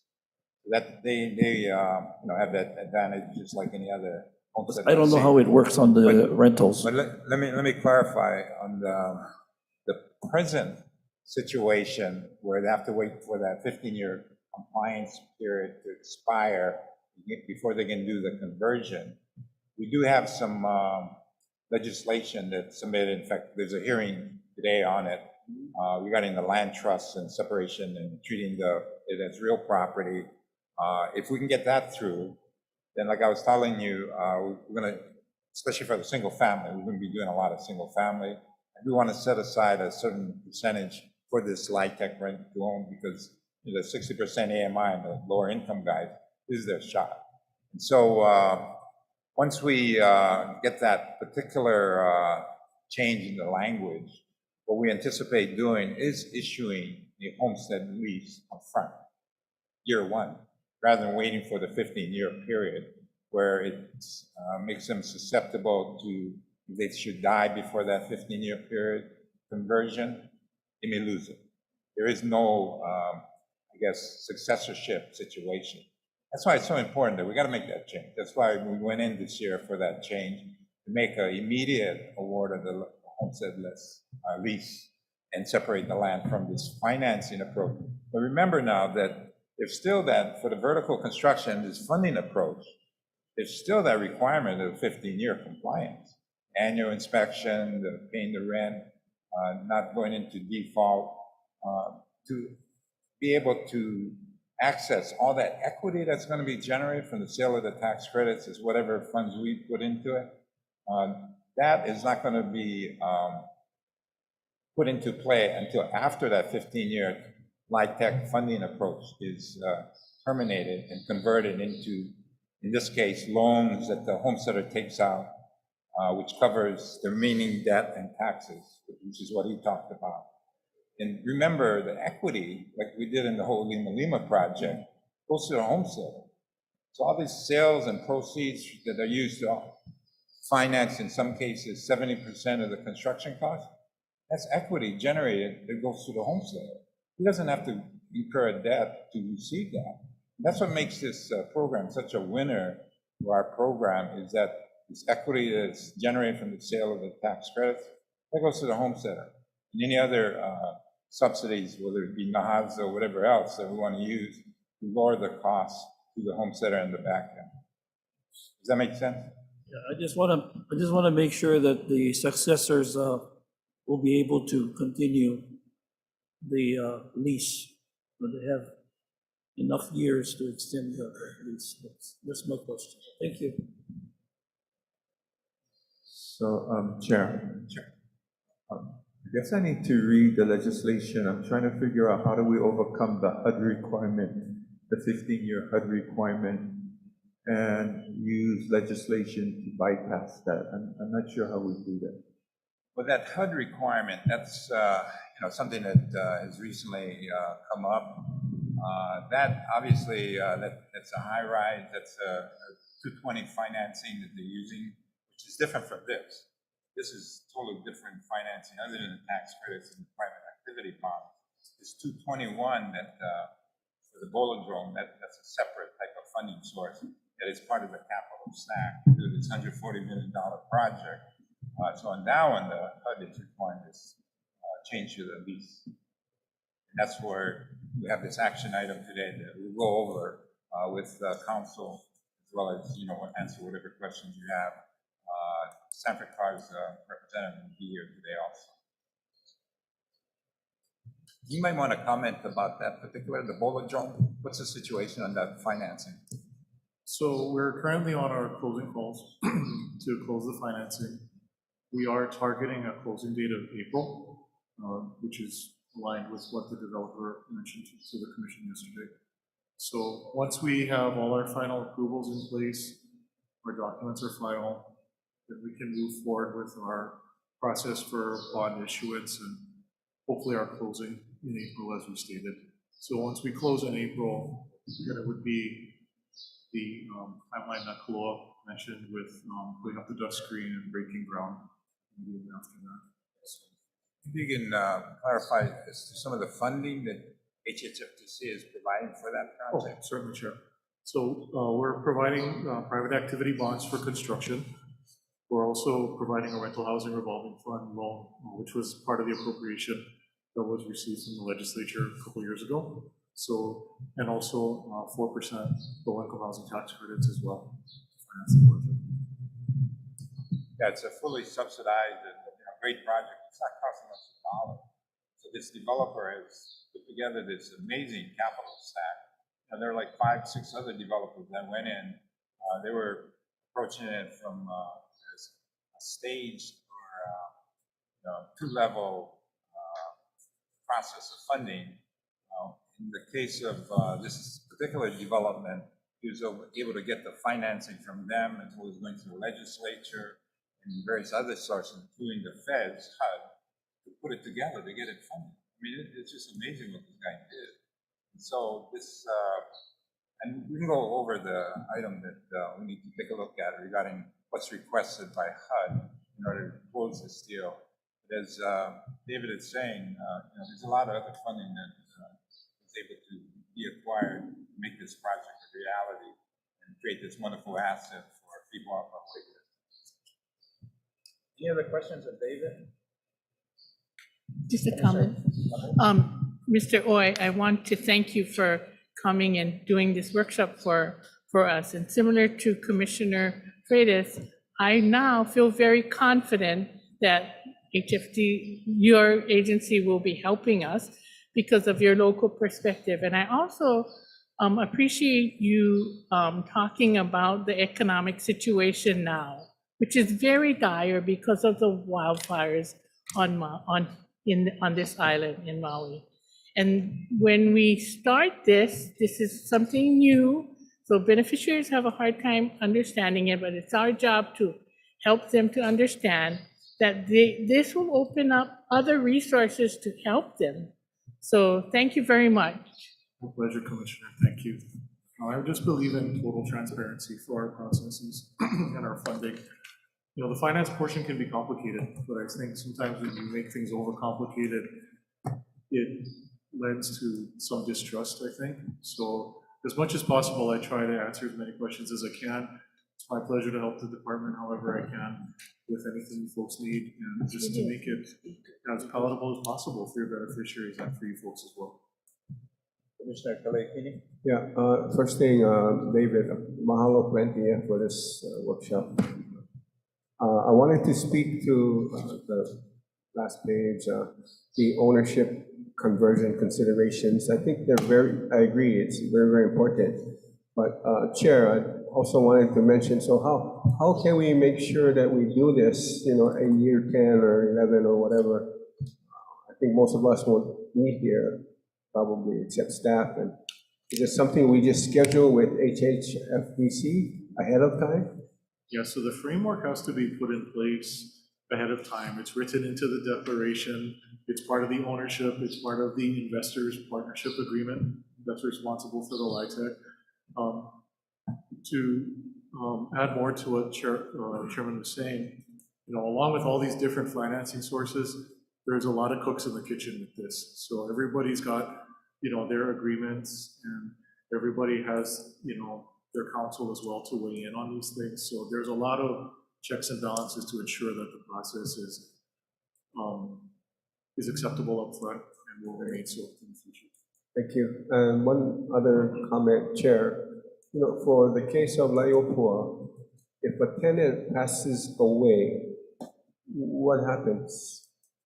Because we don't have, wanted to hear. Yeah, that's a problem. That's why we're trying to change it. If that tenant passes away, they are basically a renter. Yeah, as I was saying, if a homesteader that is a renter under this LIHTC program passes away before the expiration of that 15-year compliance period, they don't get anything.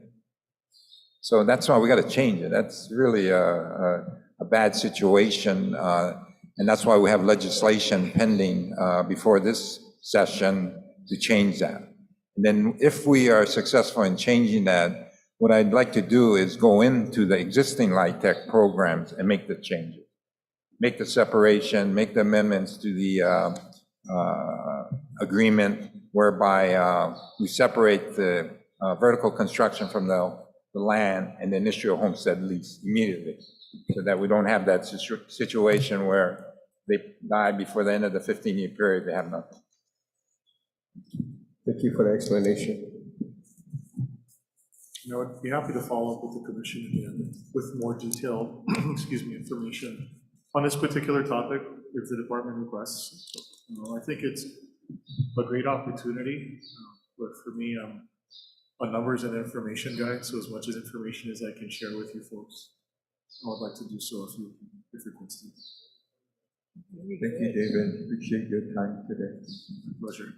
David, we look forward to working with you guys, because you got a lot of information and we need a lot of help. We're going to have a lot of projects we're going to be coming to you to help those people, the 60% AMI and below. They need a lot of help, and I don't know, maybe you can comment on the approach we're using. What do you think overall regarding using it for our homesteading program? I think it's an excellent way to achieve the goal for the Homestead program. As I was mentioning to you, Chair, earlier, I remember it was mentioned yesterday, the number of beneficiaries on your wait list that are 30% and below. So I think this is a really good way to address that, at least to get them into homes. Because the challenge with the 30% and below AMI beneficiary is a project to support that lower rent has to be subsidized through something.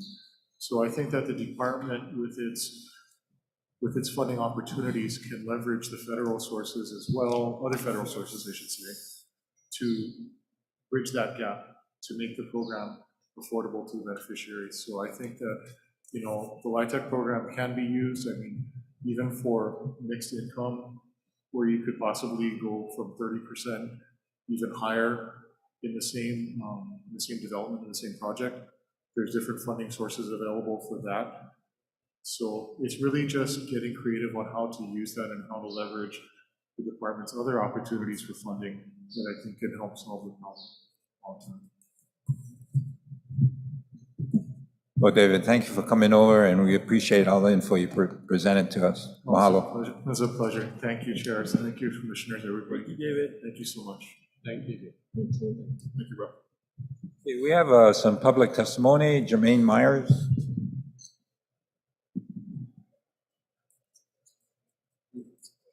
I want to mahalo Mr. Oy. He's answered all my questions when I call.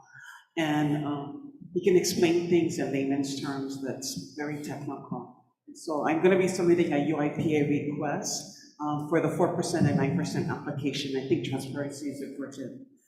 What I was hoping Mr. Oy would come back to the table and clarify is two things. When you do a rental, I hear everyone talking about and sort of blaming the management company. But I think what is important is to understand the difference between a rental, when you have a landlord and you go and rent from someone, and the landlord-tenant code, versus a low-income housing tax credit rental. It's totally different. And it's different in that when you get a rental and you pay, say, $2,000 for the rent, the landlord is not telling you, as long as you give me your money, I'm not watching you and telling you who can come in your unit and who can sleep over. Low-income housing tax credit, first of all, 1 bedroom, he just showed that in Hawaii, 1.5% occupancy, meaning that you can only have 2 people. In a 2-bedroom, you can only have 4 people, 3-bedroom, 6 people. But then also there's square footage that may also play into it. But here's the other thing, whoever is the registered family members, those are the only ones that can sleep in the unit. And so for 15 years, you cannot just flip and flop and go, oh, family coming from Las Vegas, or this family is going to move out, so now I like my other family member can live with me. And you also cannot go beyond that occupancy because you're getting rent subsidized. The federal government is giving you rent. Money is an exchange for these conditions and rules. So I'd like you to first of all clarify that aspect of what you're pigeonholing the Hawaiians into. The second thing is that there's a Fair Housing Act. How does that play into these projects? Fair housing means that you cannot discriminate based on race. Does that mean when you take monies from the federal government, does that mean that non-Hawaiians can now, the management company, okay, Hawaiians didn't come and rent this place from the wait list. So there's 2 different types of lessees that you're creating. I'm waiting to understand if DOI, state legislature, and beneficiaries are accepting this new type of rules that we don't even have those rules, but yet we're saying courtyards at Waipoli, we want that, unit. We want that building. But yet we don't understand the consequences. We went fast track and was like, let's go for it. So it's really hard for me to sit here and go, wow, our Native Hawaiian brothers and sisters, the lessees, is going to have a different experience than on a homestead lot. On a homestead lot, family come from Las Vegas, Washington, come live with me before, so you can get your feet on your feet, and then you go out and fly. Over here with this kind of project, oh, 2-bedroom, you only can afford people. You get your family of 5 coming in from Washington, cannot come stay with you. They're not on the lease. Management company is gonna knock on your door and say, what are those people doing sleeping over the last 2 nights? That's the horrific experience we're talking about, that you're inheriting as a 15-year rental lessee compared to a lot lessee. So that's what I meant by my testimony yesterday. When we applied for a wait list, we said 18 years old and 50% Hawaiian. Now, because you're trying to be very creative, Kalamai, now you're putting these new conditions on these Native Hawaiians. Now you have to be 60% or 80% AMI. Now you have to follow all these different other things. That's a different experience from the Hawaiian Homes Commission Act that the rest of us understand. So I like to understand the Fair Housing Act as well as the occupancy, as well as the can somebody else just come in and live because they came from Washington or Texas or wherever, because our culture is about family and etc. Mahalo. Thank you. Next testifier, Pat Viola. Chair. I'm curious, can we call David back up to answer some of those questions, David? So David, in listening to this last testifier, what I'm hearing is it's not necessarily just the management company, it's the rules imposed upon the tenant that is also problematic. And why I think that's important, because as Native Hawaiians, we don't restrict ourselves and who can come into the home. You know, we are always opening the doors to Ohana to visit for a wide array of reasons. So if this is in fact the rules imposed upon our tenants who are ultimately wanting to become lessees, that philosophy is very problematic to me. So can you explain to us what the situation is? Thank you. Certainly, Commissioner. So I can only comment on the requirements for lease up. So when a unit is made available, whether it be a 1, 2, 3, or 4-bedroom unit, you know, there are occupancy requirements in the tenant selection plan. Basically, who's going to be on the lease and who's going to occupy that unit. That's to maximize the availability for families to match them with their AMIs as well. As far as the restrictions on people staying at the unit, or as the example that was provided, I honestly cannot comment on that particular situation. That is something I will have to look into right away. That has not been my understanding, but I will say it's because of a lack of full exposure to the actual compliance and monitoring process that is done. So that is, I agree, a very important consideration, but I can definitely look into what the restrictions on that would be, and whether or not if that's done on a budget basis, or that's done on a matching agent basis, or if it actually is a HUD rule. But I can state that at the time of lease up, HUD's occupancy standards for bedroom size is mainly based on the minimum size to be livable, and the number of persons is that same formula that they use for calculating fair market rents and everything too. So it's pretty much a universal standard that they use, but it is something that is used when applicants come in to apply for units. So based on what you think you know, it's more AMI based than it is 1 bedroom and you're restricted to X amount of bodies in the bedroom? I believe that you're restricted by both, so you wouldn't be able to have 3 persons come in and apply for a one bedroom rental unit. Yeah. It doesn't necessarily have to be your immediate family. There are rules in place for, you know, persons who have 24-hour caretakers, items like that. So there are different formulas that are used, and who actually has to state their income in order to live in the unit. But I think we will look into this more detail for the commission and for the department to make sure that that concern is definitely addressed.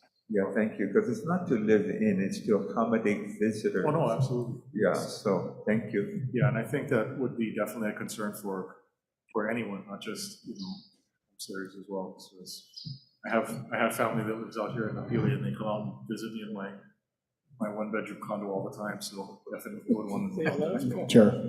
Yes. If I can also add to that, would there be any indifference between a person that is there 15 years and now owns the unit versus the person that's renting a unit? Because once they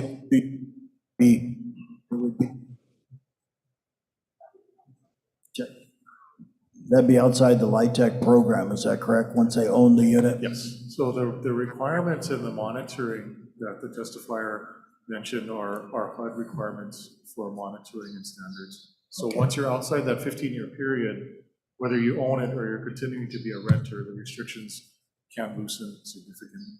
Okay, thank you. And the majority of those rules, I mean, I will add, and I'm just stating it for the reasons that they are in place, I'm not lending my opinion either way, is during that first 15 years, it's owned by a party that's an investor. They want to manage, just like any asset you own, you want to maintain the integrity and the purpose of that asset. So that is part of the reason for the rules. Again, I'll provide more information on that once I find it, because that needs to fit, obviously, the mission of the department as well. It was also mentioned regarding the fair housing rule that's been brought up previously. That was brought up, I believe, yesterday with Mo'ili as well for the Bulajong project. So that has been ruled on by the IRS. So there is no, as far as blood quantum and restrictions, that's already been weighed in on. I can provide a more up-to-date narrative from our standpoint on what that is. But we basically always rely on the opinion that we have received from HUD and from the IRS previously regarding these projects. Let's see, the next witness, Patrick Cavaiola.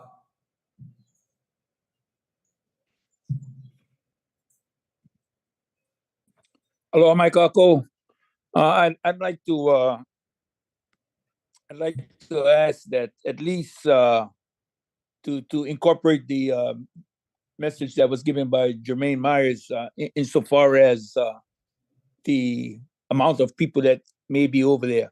But you answered the question, Mr. Chair, about it, whether or not if a tenant in this LIHTC Laiopua died and there was no successor. So we're not even going to worry about the individual that Native Hawaiian that's there, because if they have successors, they're not going to, there won't be any successor if you die before that. So you lose your place. I just have a couple questions based on the different programs, Mr. Chair. You have articulated that and suggested that because of this LIHTC, we should be the Native Hawaiians should be educated into the reasons of LIHTC. Getting the potential, getting your act together, and to educate the Native Hawaiians into money management. Now, I just have a serious concern when people always look at us as being these poor, indigenous, don't know nothing, broke ass Hawaiians, excuse my language, broke butt Hawaiians that can't do anything for themselves. But we're always going to be not empowered, but we're going to be beholden to. And I'm not prepared to make sure that for the rest of my generation, which is my children, my grandchildren, my great-grandchildren, that I'm prepared to let, that they all still maintain and qualify to be part of this birthright, to be a beneficiary. The Act does say, the Act clearly says, we don't need to make rules for that. The Act says what you can and cannot do. So we're bringing LIHTC and say, we're going to educate you in how that, get your act together or else. It also says that the Act does say to better the conditions of the Native Hawaiian. None of these programs I have seen so far will be a benefit to the Native Hawaiians. Rentals will not get them off the wait list. It's not a benefit if you're not a beneficiary on the land. So it's not to benefit us. It's somebody's going to make money. Somebody's going to do something. Somebody coming up with different ways to put people in housing. But that is not what you got to do. We got to return our people to the soil. So please, with due respect to Commissioners Freitas and to Namo, who believes that these programs are great. It is not great when Native Hawaiians. How about making these LIHTC or this kind of workshop for the beneficiaries? Or even asking the question, do you want to rent? And I'm going to tell you that it's going to be no, or the majority will be no. So we're failing our people by making these things, we've had this long discussion on how we're going to help people, put them in housing. I'm going back and tell you, this is the Department of Hawaiian Homelands. Give the land, not the house. There is nowhere in the act does it say you provide them the land and give them the house. It says give them the land, let them go forth and do what they need to do. So I would just, again, make sure that every commissioner understands it is your power. It is not mine. It is not anyone else. It is your power. The purview of how the land is used is under you, not the chair by himself, but collectively, all of you. So again, I thank you Thank you for very much. allowing me to do this. Thank you. Chair. Okay, the next. Chair, Sure. Chair, Okay. can I add in fast, please? Uncle Pat, Commissioner thanks for your Freitas. email, and I probably should have clarified my statement and been more articulate on it. I do feel that there is a place in our overall portfolio for this type of project. There is a place, a sliver in the overall spectrum of the portfolio we're trying to offer our beneficiaries. But the core focus and core values has and always will be to put our people back on the land, to rehabilitate them. So I agree with what you're saying. All I was trying to say was for people who fit into this category, it's a good option. But the core focus will always remain, the task at hand will always be to put our people back on the land. Thank you, Fred. Sure. Thanks for the Commissioner clarification. Wall. So I do want to, if my memory serves me right, I do want to make reference to the 2020 survey. I believe in that survey, which was comprised of nearly 5,000 respondents who were waitlisters, only 0.5% of them want rentals. And when it comes to rent with option to purchase, I believe only 0.8% want that option. So that's the context and perspective in which I think we are obligated to move. Thank you. Yeah, our next testifier, Princess Lehua Nani. Aloha. Thank you so much for giving me this opportunity again. I wanted to speak out because, I feel concerning also on Maui, and dealing with the situation, that we should move forward for the people. I am one of the people that waited on the waiting list for 30 years. I have been on the hard housing rental for 40 years, since my kids was young, since I came out of high school. I am still under the hard rental while I'm waiting on the wait list. And to give you guys an example, most of the Hawaiians right now that is on the wait list is on hard. My nephew on hard, my sister on hard, I on hard housing rental for the past 40 years. For the past 10 years on Oahu, I moved 4 times and I have hard. Let me give you an example. Being on hard federal housing, all I have to do is follow all the rules, sign all the papers. It's exactly what David said we need to do. It is not for everybody. I hope I am the few to get on, no matter what island, because I have lived it. People, I only pay $300, include all my utilities.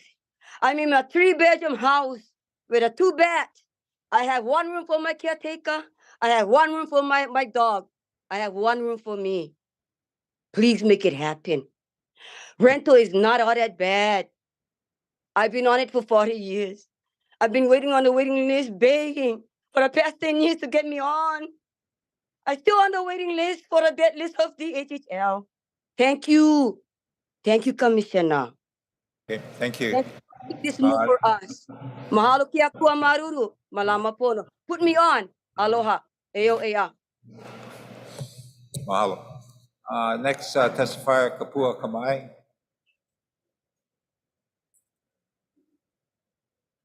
Aloha and mahalo for this opportunity to share again. David, mahalo nui for that great presentation. I want to start off with saying rentals, like trustee, Commissioner, you just spoke, Freitas, said there is room for this in our portfolio of what we want to offer to our beneficiaries. It's important that our beneficiaries have something that we can pass on to our ohana, to our mo'omo'o. So there is, but I want to caution and remind you commissioners, because as been previously stated, is that it's up to all of you to use your vote wisely. And we want to build this sliver of an option to meet the needs of the Hawaiian Home beneficiaries, not meet the needs of the state, of the counties, of the islands, just to the beneficiaries. So let's not go crazy with building rentals all over the place that exceeds the needs. So if we need a new survey, please send it out. We've got almost 30,000, 28, 29,000 of them. Take 20% of them and send the survey out. I also wanted to speak to Jermaine's, awesome wisdom, and I look forward to her getting her OIP. Also, David had shared something about how they keep the developers, the owners, accountable. Let's incorporate some of those accountability.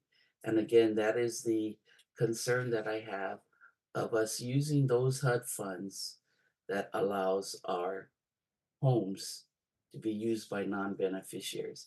Beneficiaries being the 50% Hawaiian.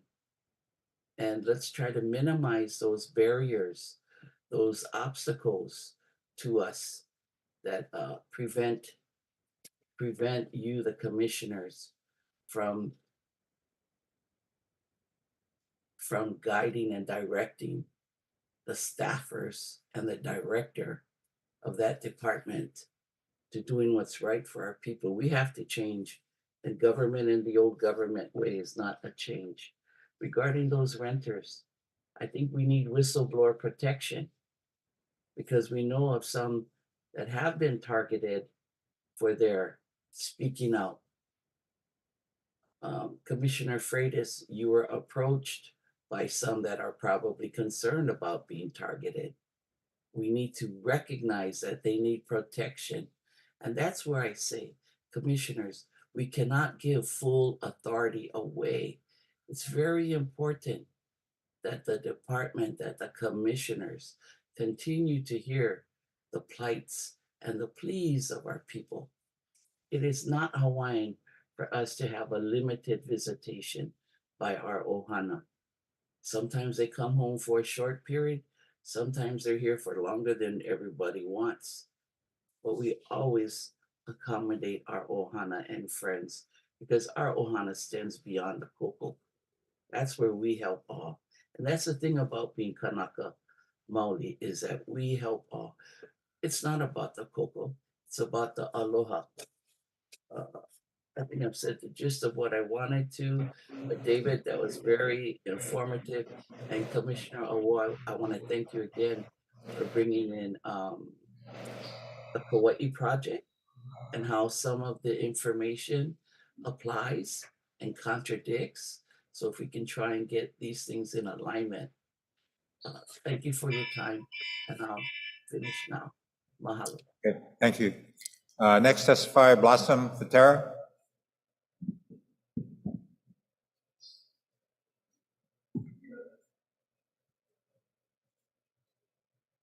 Yes. Good morning, Commissioners. Mahalo, Mr. Chair, for the opportunity to speak on the LIHTC workshop item. So, a couple of things. As I said before, I have done this work for many years. And so some of the things that maybe people are not aware of is, for instance, in 2022, the HUD guidelines increased the number of occupants in our HUD-funded units. So it's normally based on the bedroom. So 2 in 1 bedroom plus 1. So a 1 bedroom can actually accommodate up to 3, and so up to a 4 bedroom can accommodate up to 9. The other thing that I just wanted to clarify is that, you know, I participated in awards process for both LIHTC units as well as Homestead awards. And one of the things that I recognized very early on is that, you know, the Hawaiian, we get all excited because we will finally get something. We don't read what we're signing. Yeah? And as time goes by, they realize they're being called on a violation, and they're honestly saying, we never know. And that is true. They never know, because they never read. But somebody who is helping them sign the paperwork never tells them to read. Yeah. And that has happened oftentimes a lot with the LIHTC tenants, right? They have a place. I mean, it's juicy, right? 30% of my income. I get rent and utilities covered. I can take care of my family. Who cares what the paper says? Until they get nabbed with a violation. And so one of the concerns, first of all, I do have some support for rent with option to purchase, not permanent rentals. The other thing is that, you know, we have talked a lot about how the Hawaiian Homes Commission Act says to make the land available. I want to remind everybody that the Hawaiian Homes Commission Act is 100 years old. And 100 years ago, the profile of the Native Hawaiian beneficiary was much different than they are today. They came from a generation that believed they had the right to benefit from the fruits of their labor. So the harder they worked, the better the fruits. 4 generations later, we still suffer from the emotional trauma of what happened to us 100 years ago. How do we deal with that? Okay. Different mindset, different mentality, putting you Hawaiian, yeah, come get this. That wasn't our kupuna. And so projects like this, where we can actually assist our beneficiaries in giving them a hand up and not a handout. So while I know that I respectfully disagree with my commissioner on the idea of LIHTC projects on Hawaiian homelands, if it's a rent with option to purchase program, and if the, real quick, the developer and the management company that's hired is very much aware of the rights of the beneficiaries, as well as what will be required of them in terms of preparing their tenant, right? I think we can resolve some of the those major issues and challenges that have come forth in this project.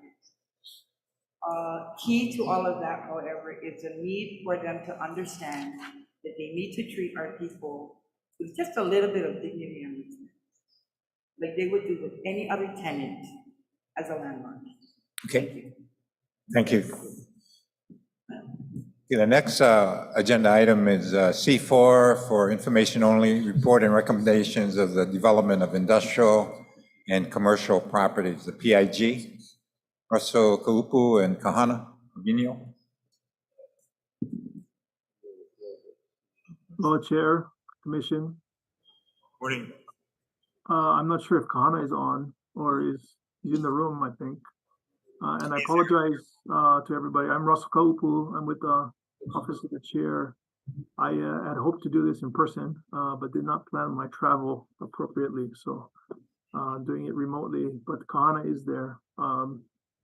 You should have item C4 in your packet, and I'll be going through that report and recommendations from the PIG that was formed in December 2023 by Chair Watson. And it was established to investigate, consider, and recommend priorities and methods of disposition for non-homestead trust lands, giving analysis to prioritize specific parcels and alternate methods of disposition, as the department moves forward to reduce the number of non-productive commercial properties and maximize the income and public benefits realized for the trust and its beneficiaries. So that's a mouthful, but what the PIG was intended to do was to do the kind of hard work to get LMD in a position that, LMD being Land Management Division, in a position that they could do their work and they could be more effective and efficient in the disposition of commercial and industrial properties that are intended to generate income for the trust and for its beneficiaries. This PIG met 4 times. At the first meeting, it was essentially a workshop where staff I should mention the members of the PIG were Commissioners Awo, Neves, and Kalekini. Mike was our chair, and staff to the PIG were myself and Kahana Albinio and Linda Chin from LMD. So the PIG met 4 times. The first meeting was a workshop. LMD presented the chart that's in your packet attached to this item as Exhibit E, Echo. And this is a chart that lays out the various types of disposition that are available to LMD and the department. And it goes through the different factors that are considered when you use certain dispositions, why they're used, who approves the disposition, etc. So that was just getting people prepared for knowing what's available to LMD and the department. Meeting number 2, we started the process of presenting to the PIG the write-up of the new revocable permit program. So this is the program that was formulated by the department with input from the commission in 2020 and 2021. I won't go into the history of why there was a need for a new revocable permit program, because I think most people know about it. But it's written up in the write-up. So if you need to refer to that, but this new program was put together with commission input, and it was piloted by LMD and the department in 2022 and 2023. And the results of that pilot program were reported back to the commission by LMD at a prior meeting. But that write-up was presented to the PIG. They spent a good amount of time digging through the details of that write-up and all of the various processes and procedures that are included in that write-up. And the end result of their work is what is attached as exhibits A through C3. I'm sorry, A through D in your packet. So exhibit A is a statement of the purpose, policy, process, and procedures that are followed by LMD. Exhibit B is the form of application and qualification form. Exhibits C1, 2, and 3 are the general guidelines and scoring criteria for the 3 types of revocable permits that are to be issued under this new program. And then Exhibit D is the form of the revocable permit itself. So those exhibits A through D collectively form the new revocable permit program. It's the work product, again, started by the commission, piloted by LMD, and then extensively worked on by the PIG. And that was most of meetings 2 and 3 for this PIG. Meeting 4 was the opportunity for LMD to present to the PIG 9 projects that LMD would like to proceed to work on. These are the projects that were determined to be within LMD the highest priority projects to move forward on with respect to the income production and commercial and industrial projects. Exhibit F in the packet is a copy of a PowerPoint presentation that Kahana Albinio did to the PIG. It is an abbreviated copy in the sense that there's only 9 pages, so there's one for each project and each property. But Kahana's actual presentation was much more detailed. There was a number of slides per property and per project. But Kahana went through that presentation, answered questions that people might have, and explained, why LMD felt that these were the projects that it wanted to proceed to work on. So coming out of those 4 meetings, we being the PIG have the following recommendations, and they're broken down into 2 parts. One is with respect to the revocable permits.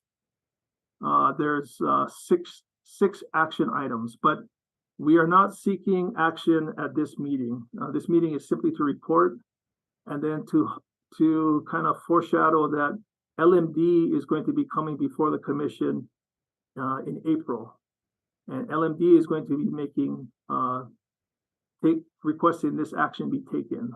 In essence, the PIG is indicating that it has done the work and it supports the commission taking these actions. But going through this list of 6 with respect to the revocable permits, there's a need to rescind prior policy that was enacted via the commission at a May 31st, 1985 meeting. This was the policy that was enacted allowed the chairman to issue, amend, renew, and terminate revocable permits. And the basis for that was because it's a short-term disposition, and it was thought that was the most efficient way to process RPs.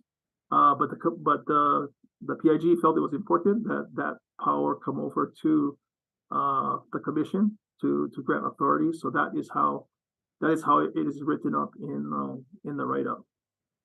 Item 2 regarding revocable permits was to approve and adopt Exhibit A, which is the purpose, policy, process, and procedure to provide LMD guidance in these type of dispositions. Item 3 is to approve the application and qualification form, and then the general guidelines and scoring criteria for each of the 3 types of revocable permits. There's a lot of discussion, both earlier by the commission and then by the PIG over these specific items. So you are going to want to read through that in this 1-month period leading up to the April meeting, when they will be presented for approval by LMD. Item 4 under the revocable permit is to approve continuing the practice of submitting revocable permits to the commission on an annual basis, and making sure that LMD is aware that the revocable permits or the permittees have to be in full compliance to be submitted for renewal. And then these renewals are done as they currently are on an on-island meeting basis, meaning that when we're on a particular island, say we're on Maui, then we're renewing the Maui revocable permits. There was some discussion about trying to bring all the revocable permits and make them annually renewable at one meeting, which would line up with the end of the fiscal year for the department. But the PIG did not think that was wise, so that they are not suggesting that LMD do that. Instead, continue the current practice of annual renewal on an on-island basis. Item 5 is to approve the conversion of right of entry permits that have been issued in lieu of revocable permits, because we did not have a program in place. It was decided that we would again require full compliance to do the revocable permit, and LMD is being asked to use the next 1 year period to go and basically audit or review all of its right of entry permits to make sure people are in compliance. This is not only with respect to payment of fees, but also with respect to use and restrictions and all those kind of good things. That will be done over a 1-year period because that's a lot of work for LMD, and it will again be done on an on-island basis. So we will roll over the right of entry permits. Again, as an example, from the Maui ROEs will be reviewed for compliance, and then a recommendation will come back to the commission when we are on Maui for a conversion to the new revocable permit. And it will come with a recommendation as to the fee that would come or would be applicable for the revocable permit.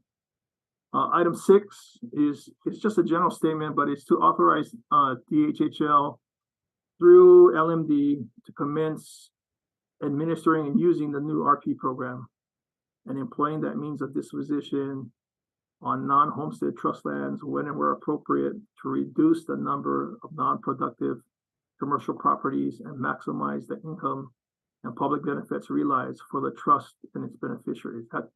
That's tying us back to the purpose that the PIG was created.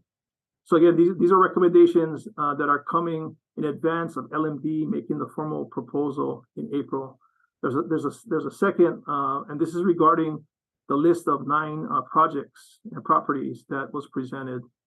And the recommendation from the PIG is that the commission authorized the department through its land management division to engage consultants and otherwise incur expenses to do such pre-disposition studies and investigations as legally required. And an example is appraisals to set minimum rent for general leases or deemed prudent, including a series of master planning type activities to set guidelines and expectations for project developer agreements, which are another form of disposition that LMD is looking to engage in.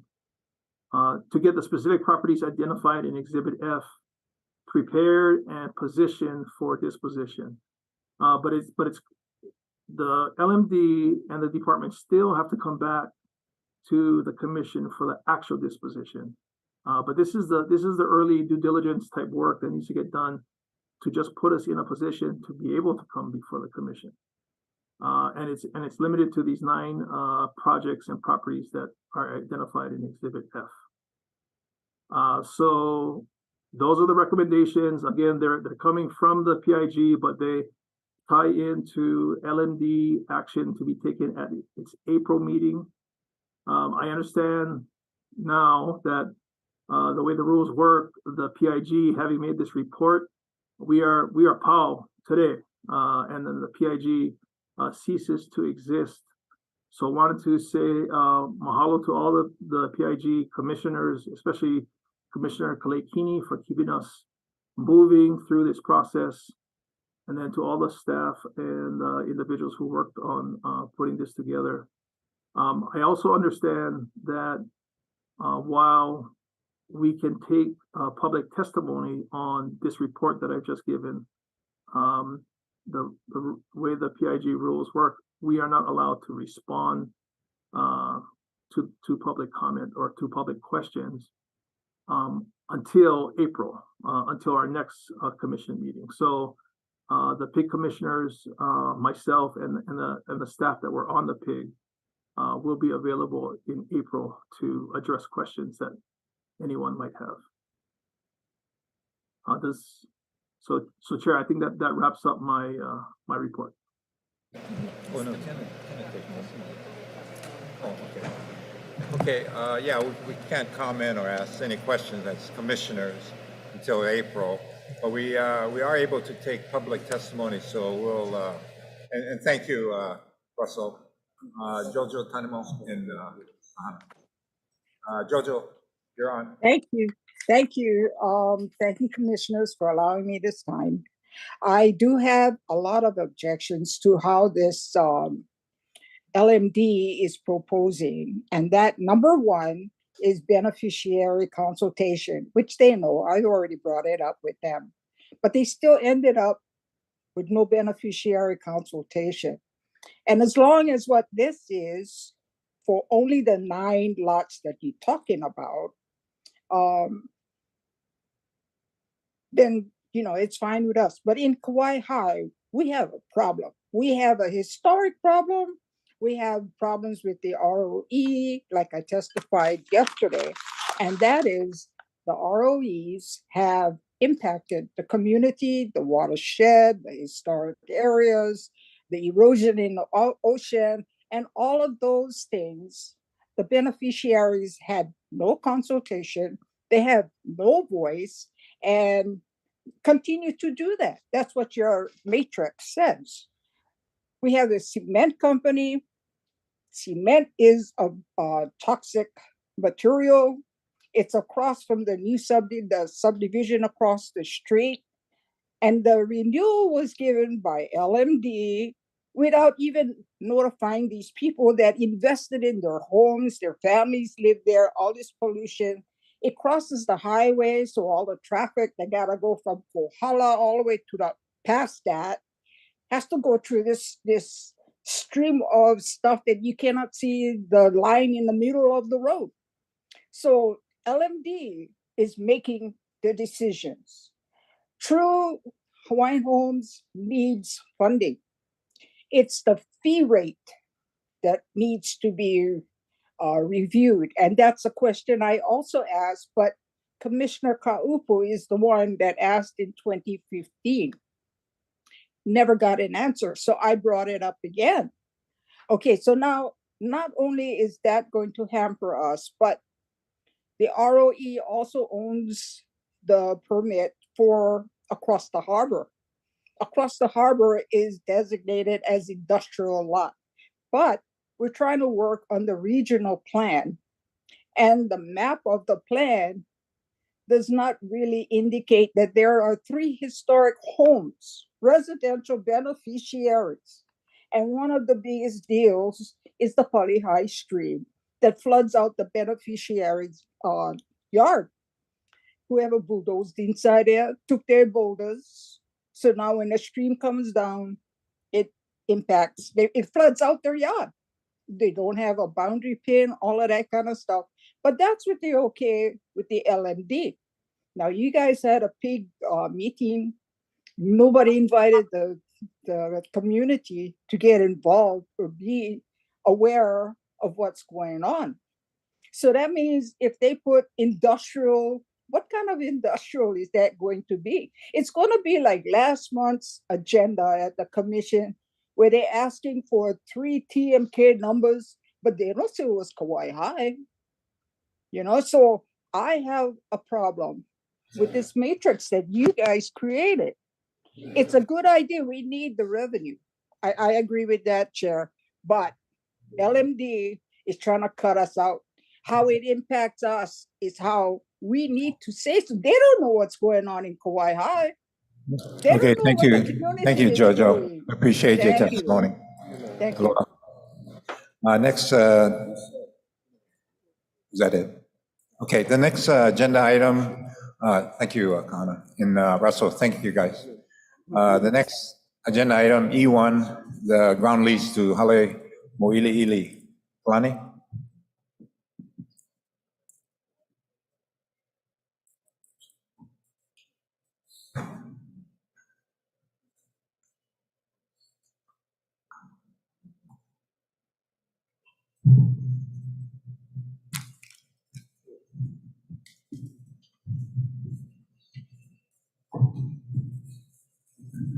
Aloha Chair Watson and Commissioners. For the record, my name is Kalani Franda, representing Land Development Division today.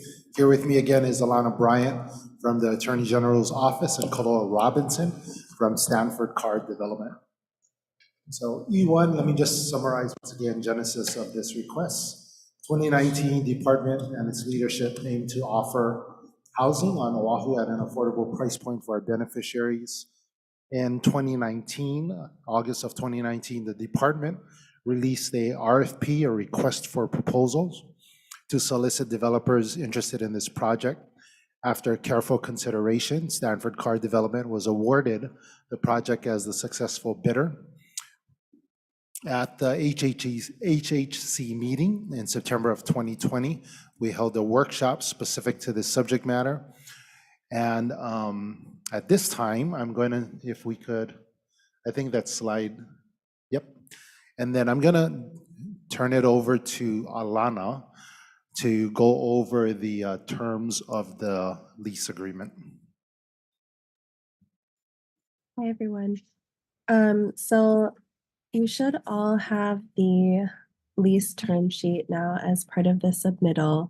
And so you can see it talks about the number of acres of the property, the term of the lease. But what we really want to focus on today is the provisions regarding financing and what is being required by HUD to back the loan. And HUD for this is specifically requiring just certain statements coming from the department. And it's really not different from any other lease we've encountered before, but because this development is kind of the first of its kind for DHHL, they're just asking for an additional statement from DHHL regarding this Cranston-Gonzalez National Affordable Housing Act.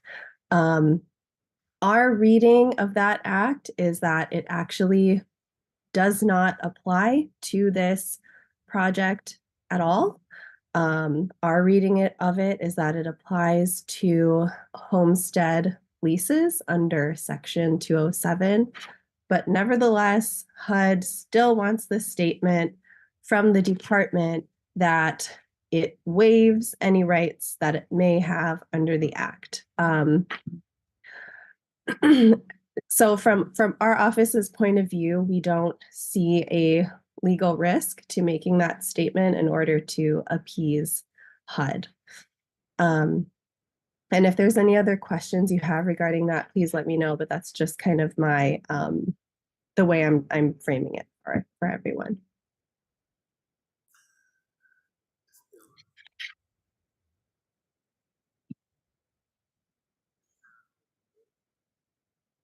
Testing 1, 2. I think commissioners had a question. Yeah. Commissioner Wolf?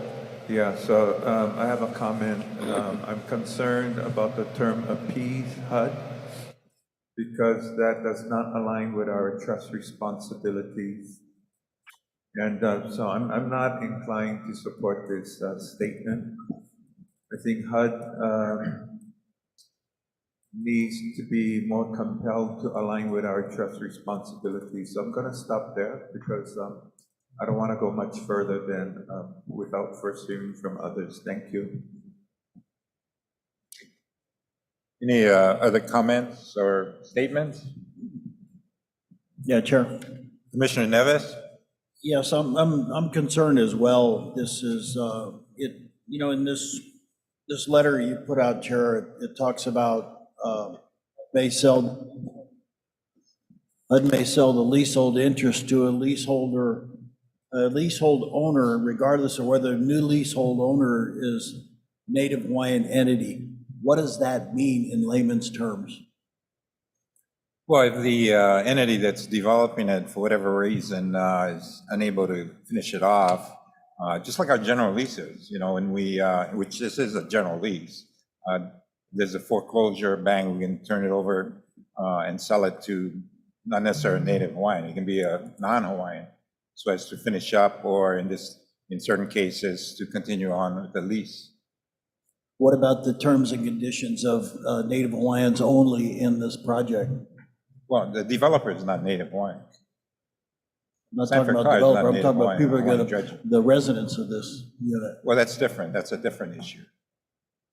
The tenants will still be following the RFP that we put out. Obviously, we're going to focus in on the people on our waiting list as taking priority as the tenants. That still is in place. Chair, if I could just note what the RFP had asked for. So I think it'll speak to what you're asking. So the RFP had asked the following. The selected developer's responsibility shall include demolition of the existing structure, design, construction, financing, management, operation, and maintenance of a multifamily residential rental facility. The target market is beneficiary families in the moderate and low income categories below 100% AMI. A portion of the residential units may be proposed for beneficiaries who are in special situations, such as kupuna over 65 years of age, students, faculty at University of Hawaii, Manoa, or homeless. Offerers may propose secondary revenue generating uses to offset common area maintenance costs and or provide rent subsidies. Offerers may also propose facilities. So this is what they were responding to when they submitted their proposals. Any other questions or comments? Commissioner, no? Commissioner. Okay, so I was trying to digest this thing yesterday as well as last night and to understand. I understand it's a commercial lease, and because it's a commercial lease, it falls under a different guidelines, for lack of better words. I still feel that we need to stay in line with the trust and again, task at hand to house Native Hawaiians. So I guess my question / comment is, I understand the target entity is beneficiaries, am I correct? I'm going to say yes, and I'm also going to ask Kaloa to comment on that as well. Yes, without exception, yes. Okay, The target is beneficiary. The one thing that was in my brain last night, and it kind of goes back to the beneficiary consultation that was done for the preschool Laipua. 300 plus postcards were sent out. 10 people showed up. And it's not on our staff. Staff does a great job. They're oftentimes overworked, and I feel underappreciated at times. They don't get the credit they deserve. I like the concept of this. I understand the concept. I like it. It offers opportunity for people who are not, that fall into this category. If you look at where this property is located, it's not conducive for your conventional homestead building, right? Yes, sir. That's Okay. correct. My question is, the sense of urgency from the department or from people like Auntie Blossom who have ties in the community to market this thing, to get it out to the beneficiaries, to get it out there, to let them know this option is out there for them. And I'm okay with looking at it if brought in a spectrum to outside Oahu. I'm actually okay to even go down from a successor point of view, but to make sure Native Hawaiians are in this thing. And what is a formula we're going to follow and a sense of urgency we're going to have to make sure we can market this thing the right way, to make sure that we get the word out to our people, to educate them and to articulate to them that this is a potential option for them. If I may, I want to address that and also the technicality of the Cranston-Gonzalez Act that's being requested. So the language at the bottom of your term sheet with respect to waiving the department's right to purchase the note and to ensure that the note is transferable to an entity that's not Native Hawaiian. We are not a Native Hawaiian organization, and despite having some Hawaiian ancestry and a grandmother on the wait list, I am not a small N Native Hawaiian myself. The ask is to essentially comply with all of the other foreclosure requirements of any other mortgage on any other commercial ground lease that the department may have, which is that if the borrower, in this case Stanford Car Development and our entities, defaults on the HUD 221D4 loan, which, by the way, we do not plan on doing ever, then at a normal foreclosure proceeding, that note can be sold to another developer or another asset owner, including the department, who could step into our shoes and fulfill the terms of the lease. The point of this is because the Cranston-Gonzalez Act specifically references HUD insurance on DHHL-owned property on which there's multi-family properties. It seemed very clear to the entire Hawaii staff, Alana included that this was obviously meant for 207 Homestead Awards in a condo type of project. It did not necessarily envision this project where we have a ground lease, a commercial ground lease under 220.5, under 204. Yeah, 204. Where we're building a multifamily project rental for Native Hawaiian beneficiaries. So the only reason that that language is being requested is because HUD seems to believe that it applies to this project, even though every other commercial ground lease that DHHL does, that does not apply. So you're really not giving anything up, and I'll allow Alana to concur with that. You're basically just agreeing to the terms that were always envisioned by staff, which is that upon foreclosure, the note can be freely sold. Commissioner, to your point, the other item, which is looking toward flexibility in the Native Hawaiian beneficiary tenancy, it is a risk mitigation factor.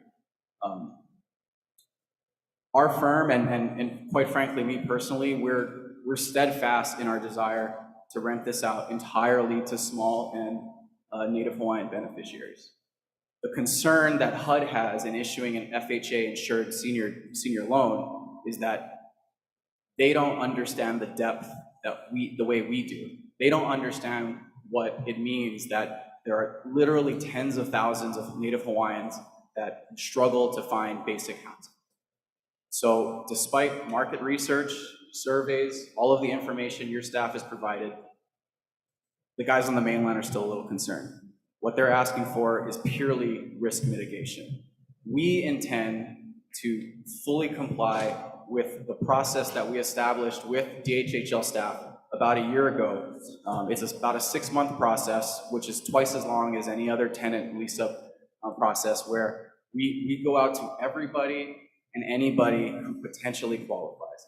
And only in the unlikely event that we are unable to get a sufficient amount of blood quantum and income qualified individuals willing to rent at 820 Eisenberg in Mo'ili'ili, that is when the project, for the betterment of the majority of the tenants who are small and Native Hawaiians, you'll have stabilized cash flow and stabilized rents to prevent the default.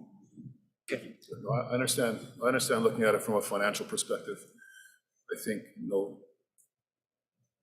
the other side of the table is looking at the broken promises that our people have gone through, looking at other situations similar to this that haven't ended well and are continuing to not go well. In concept, in theory, I support this.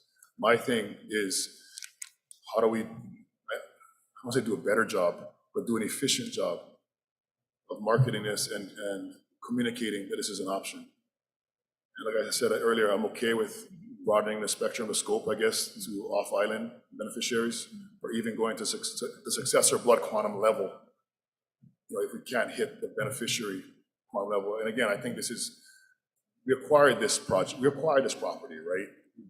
We acquired it, and you guys are taking all the financial risk into developing it, right?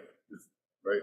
So, and again, where it's located at, it's not conducive for your conventional homesteading.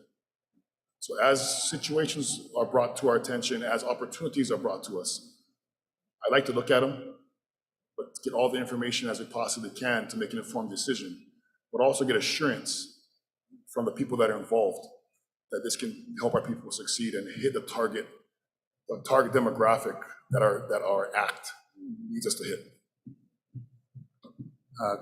Commissioner Marfield. I just have one question regarding the summary of ground lease.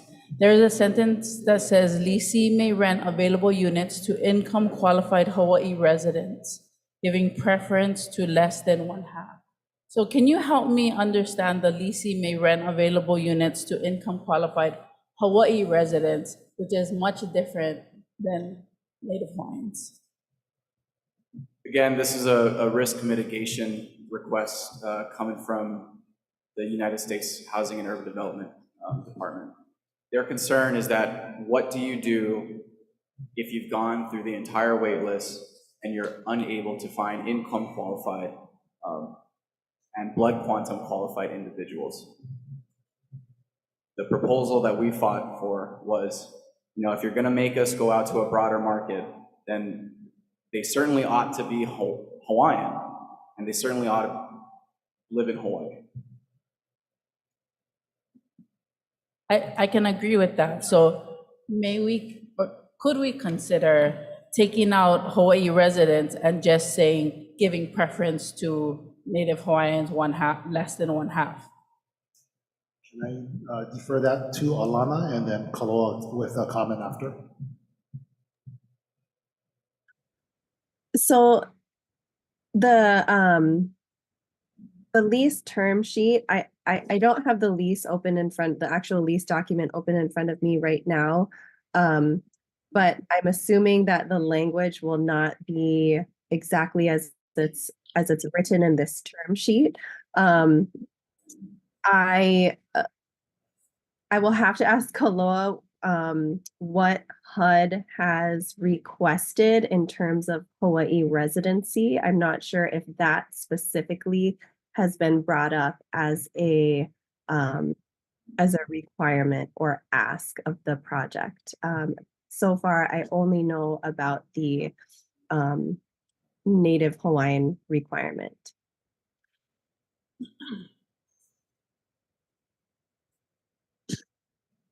I'm going to potentially be a little bit more frank than I probably ought to. So for the benefit of this board, to get to this point has cost us at least a year in legal maneuvering to convince Housing and Urban Development to provide this type of mortgage insurance for this project. We have, like I mentioned yesterday, we've had to navigate the Fair Housing Act, the Cranston-Gonzalez Act, and the underwriting principle of intentionally limiting your renter pool. And as a Hawaii boy who's been here his whole life and never moved away and never lived anywhere else or worked anywhere else, and who has cousins, aunties, and uncles on this wait list, I know how deep this market is. I know that if we do a good enough job marketing, which is why we're doubling the amount of time that we're going to spend in lease up as opposed to any other project, I know that we'll get there. But to get to this, the thing that we don't have, and the thing that this board doesn't have to contribute to, is the financial capacity. Building a $152 million rental project requires subsidies and very specialized financing. The 1 out of 6 loans that we're talking about, which is this HUD 221D4 loan, these guys have 3 or 4 different departments, all with their own attorneys, everybody vying for a comma here, a word there, etc.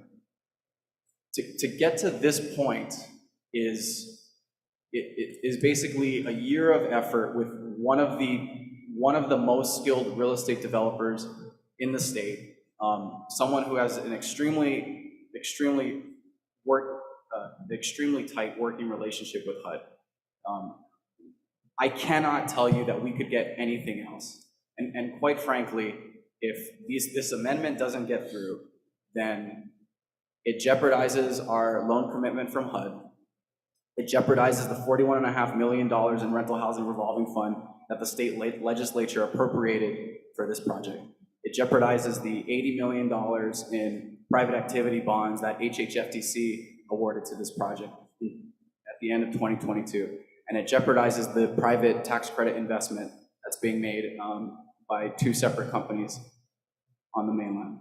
So I certainly hear the concerns. And if this was not the best possible deal that Stanford Car Development, our counsel Bill Ewan in conjunction with Alana Bryant, Daryl Ink, Stuart Matsunaga, Kalani, all of us could bring to you, then we wouldn't have brought it. This is fair language, and doing so paves the way for the department to replicate this project with this type of financing over and over and over again, much easier and much faster than we've had to do it, not the least of which is right across the street at 793 Eisenberg Street. And if I may tag on something that Commissioner Kalekini had brought up, and is in 2019, when we went out with as the department and the leadership aimed at offering housing, an option of housing for our Lahui at an affordable price point with no money put in or invested by the department. And the risk really fell upon the developer when they submitted their proposals. Thank you. Any other comments or? Just a couple of Commissioner things. Wong? So, Kaloa, right? Yes, sir. Yeah, so Kaloa, you make some very compelling statements. I kind of feel your pain going through this for 1 year and now. It's a privilege, not pain, sir. Yeah, well, thank you, because going through a process for an entire year that we have not gone through. So we have questions as commissioners to ensure that what you know and what we don't know, we have to bridge a gap, an informational gap, just to make sure that we are choosing wisely. So this is what's in front of us now. You provided some really important information for us to consider. I'm still in that process of consideration. To Commissioner Freitas's point, you know, it's not the concept that's necessarily problematic. It's the consequences if in the unlikely event something becomes likely and everything gets reversed, what does that mean for our beneficiaries? So that's where we're at right now. So thank you. Chair, Yeah. can I ask? Commissioner Nevis? Yes, when this project first came up, I believe it was opened up to Oahu beneficiaries, is that correct? Yes. Has that been expanded to the entire? No, not at this point. There's not. I think that would give them more options if we did open it up with maybe priority to Oahu. Because, you know, we wanted the project to be successful. And what we concerned about, as Commissioner Woe has stated, if it does go into foreclosure, it's gonna open us up to now a new contractor that we're gonna have to deal with that may not have the same kind of level of concern that you have to ensure Native Hawaiians are getting in there. So, you know, as Commissioner Woe had mentioned, you know, we're getting now some of the inside information that we didn't have before. So it's gonna take a little bit to absorb that and figure out where we wanna go. Thank you. Commissioner Helm?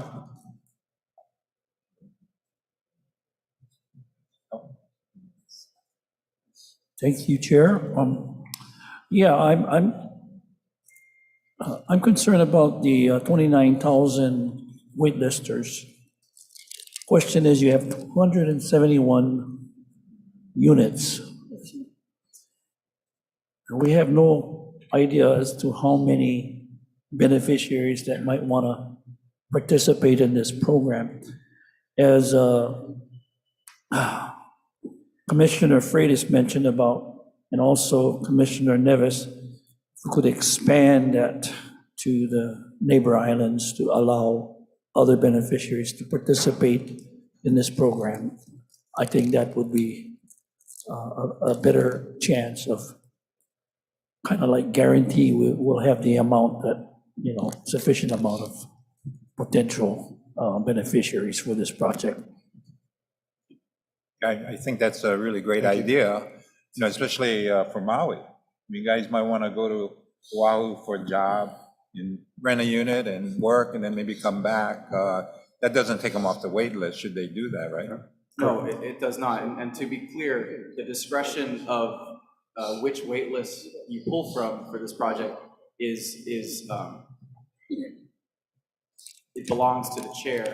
So we don't need a ground lease amendment for that. We can already do that. It's just that it's at the discretion of staff and the chair. So you don't need to go. We don't need to go before the commission again to open it up to other islands. I don't know about that, man. With this commission, I think I got to run everything The through ground you lease guys. is silent to that. It just requires the beneficiaries. Okay. So it's your guys' discretion. Chair. Sure. Commissioner Nevis. So, you know, there's got to be a trade-off here. And one of the trade-offs I'm looking at is removing Hawaii residents and opening up to the entire list. Now you're pulling from 28,000 people, not pulling from 10 or 11 from Oahu. When we talk about pulling from the list, that includes people that live in the mainland that are on our wait list. There are people, and I know there are people in the outer islands that we start losing medical services and so on. Yeah, I've got to get to Oahu. I'm flying down there every week for cancer treatments or whatever. So I would feel comfortable myself as a commissioner, it's up to the commission, removing the qualified Hawaii residents and open it up to the entire wait list. Well, that's something we can take a look at later. I mean, and we can discuss it more fully. I think today, though, to get this project going, are there any other comments or Commissioner Kalehini? Thank you, Chair. I want to get a little background. I don't know, maybe Kalani or Kahana. I wanted to ask, when did the department acquire this asset to our portfolio? In 1994, and I believe that with DLNR. With DLNR. Okay. So from 1995 to 2024, what use have we been making of this asset? I'm going to ask for some assistance here because he can share with you the details of what we've been working through and the reason why we are looking and coveting this next step. Thank you, Commissioner, for the question. Prior to this project getting off ground, we did have a RP, a revocable permit that was issued to a former towing company, and they did use it for some time, I'd say 8 years, and then we canceled it because we knew that we were going to enter into this type of realm with this project. So we've had this asset almost 30 years, but only used it during RP for about 8 years. Yeah.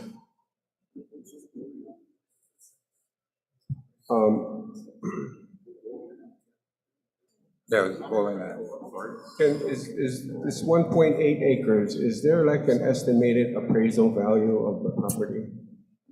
I don't have that in front of me right now. We can look at a tax assessed value from the county and see what the actual tax assessed value on the land is. So besides the 8 years that this towing company has been there, what was occurring at the property? Was there like trespassing, vandalism, or anything you can share? Kaloa has just shared up to, so we acquired it back in 1995.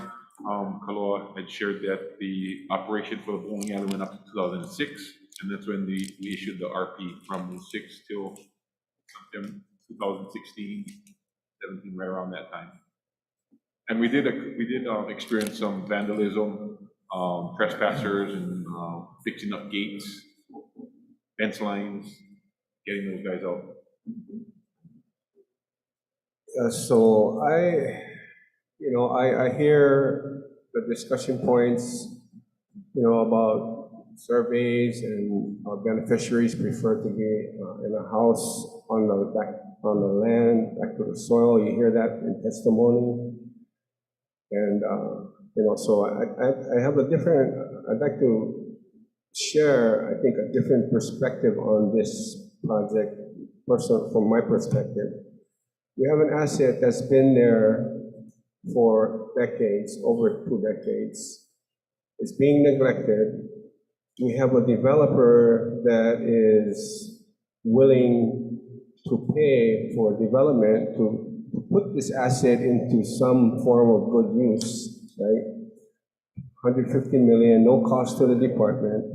And I get it that there's concern about the rental, right? We talk about that all the time, different projects. I get that, but for me, if we don't do nothing, what's going to happen, right? We're going to have an asset just deteriorating. We have a developer that's willing to put up the cost to fix this place up. Additional benefits would go to Native Hawaiians, low to medium income, right? And in the end, the department will have an asset. We probably won't get around here at the end of the lease term.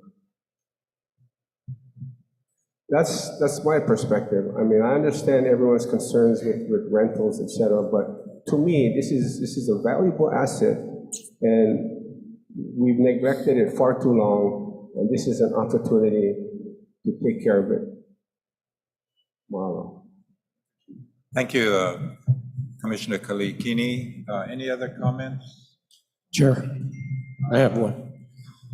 Commissioner Kaniakua? I'm amazed that we would have an opportunity for rentals in that downtown district with preference given to beneficiaries. I think that's an extraordinary opportunity. I think listening to Commissioners Nevis talk about Kauai and our neighbor island folks that have to fly back and forth for medical care or for whatever reason, an opportunity to rent in the downtown area, Eisenberg. I think that's an extraordinary opportunity. The cost to Hawaiian Homes is limited, and I'm definitely in favor of any kind of rental that gives preference to our, not just to our beneficiaries, but definitely to those who would take over, and Native Hawaiians in particular. So thank you for your efforts on the project.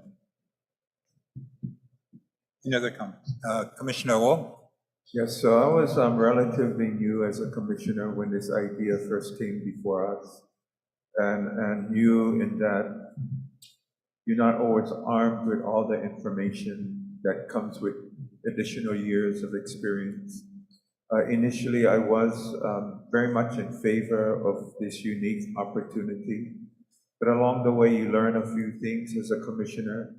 And so there are certain precautions that bubble up in our thought process as a result. I do want to reframe my response to you.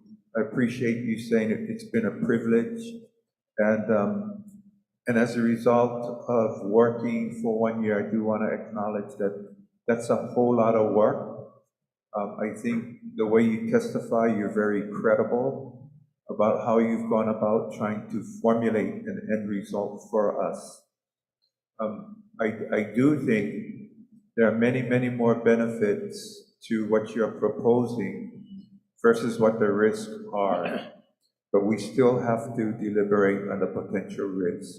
So that is, for me, something that I'm still trying to process through. It's not a hard no, but I have learned over the years that we have to be very thoughtful as we deliberate through our questions. So that's where I'm at. Thank you. We have a couple of testifiers, Pat Kavaiola.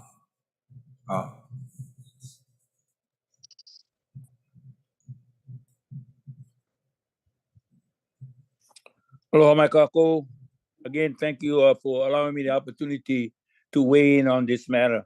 I'm hearing the discussion and how long that this issue has been on the books for Hawaiian Homes. Commissioner Kaniakua, also with due respect, you believing that right there in the middle of Honolulu is a wonderful place. I too believe that. I too would also want to then challenge the chair, and I do it in a respectful manner, Mr. Chair, because you half-heartedly alluded to the fact that this commission is really not conducive to doing things or any persons on it, but that's not where I'm at. For this thing here, for this project, we own Bolodrome. The Department of Hawaiian Home owns Bolodrome. So if you're gonna you want to spend money, then go spend the money you was gonna do at Waiopuli on Kauai and go do the thing with the Bolodrome. No, go do two places. We own Bolodrome. We don't own the other places. And with the requirements from HUD, and with due respect to Alana and Kaloa, the work that you've done, I believe you try to do the best thing. But why don't we get if HUD is the seems to be the person that's having us get this. Maybe we should have HUD finance our housing programs as opposed to go do this high-rise thing. But go do that with the 30%, 50, 80%. I would also want to have the department at least give to the beneficiaries what is the 30%, 60%, 80% AMI in dollar value. Percentage, I don't know, but I know dollar value. Which one? Then I know how much I gotta be up, below, or where I'm at. So that being said, and I'll end with this. There's only two person in my life I've heard the name Kaloa Robinson, and one lives in Hilo. So if you read it to him, good luck. Thank you. Okay, the next testifier, Kapua Kamai. Aloha, ua kapua. Mahalo anakala Pat, Koloa, and to all of you commissioners. Again, this particular site has been considered, to my knowledge, for rentals for over a decade. You know, so it precedes the situation that we're in today. On Oahu, we have a lot of families, and I imagine on other islands as well, we have a lot of families that this would fit their need, that they may not absolutely require the aina that many of us feel that our mo'omo'o deserve, which is why we continue to push to meet the needs and not go rental crazy. Because like Koloa has mentioned and the pig has confirmed, is that there may be that risk to where we can't find enough people. But when you've got 10, 11,000 people on Oahu, and that 9,999 person has personally received the invitation that is actually before them. Because what happens is that hundreds can get the invitation, but there's only, or let's say thousands can get the invitation, but we're only looking for the first 500 because you've only got 200, for instance. And in this case, you have 271. So you might send it out to 3,000. But in actuality, out of that 3,000, really only the first 271 or 300 qualified applicants really got a true potential to receive it. So the others, all they got was an invitation to attend. So when we say, or when the department says everybody got a notice, that is true, but not everybody had the true opportunity. And so there's a distinction between getting notified of what's coming up and actually being within that window of what you can actually obtain. And that's through the numbers. So the very last person needs to be truly given the opportunity to receive an award of a rental or an award of land that has its infrastructure to where our people can develop their own home, build their own home, or the lot key to their own single family home, which is what most of us want, with sufficient land, with 5,000, with 7,000 square feet. But Okay, not all of Kapua, us thank you desire very that. much. Thank you for your testimony. Mahalo Koloa, mahalo commissioners. Sure. Commissioner Wo? So, Kaloa, I want to go back to this mana'o on the document here, and it says, HUD may sell the leasehold interest to a new leasehold owner. And I think you said earlier that's an entity like yourself, is that correct? Yes, sir, that's correct. Okay. And so, okay, so you're not as a company, you're not considered a Native Hawaiian entity, and yet you're in charge of the project. Is that correct? Yes, sir. Okay. Okay, that's helpful. Thank you. Okay, if there's no other, the chair will entertain a motion to approve agenda item E1. Is there a motion? Motion. Is there a Second. Okay, it's been moved and seconded. I think we should take a roll call on the voting. Commissioner Wu, I want to say, in spite of all your good work and good effort, because I still have questions about the wording, I'm going to say no to this. Thank you. Commissioner Freitas, Yes. Commissioner Helm, No.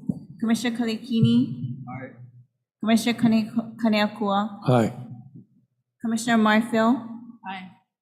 Commissioner Namu'o, Yes. Commissioner Neves, No. Chair Watson. Yes. 6 ayes, 3 noes, motion passes. Okay. Thank you very much. Thank you, Chair Watson. Thank you, Chair. Thank you, Board. Thank you.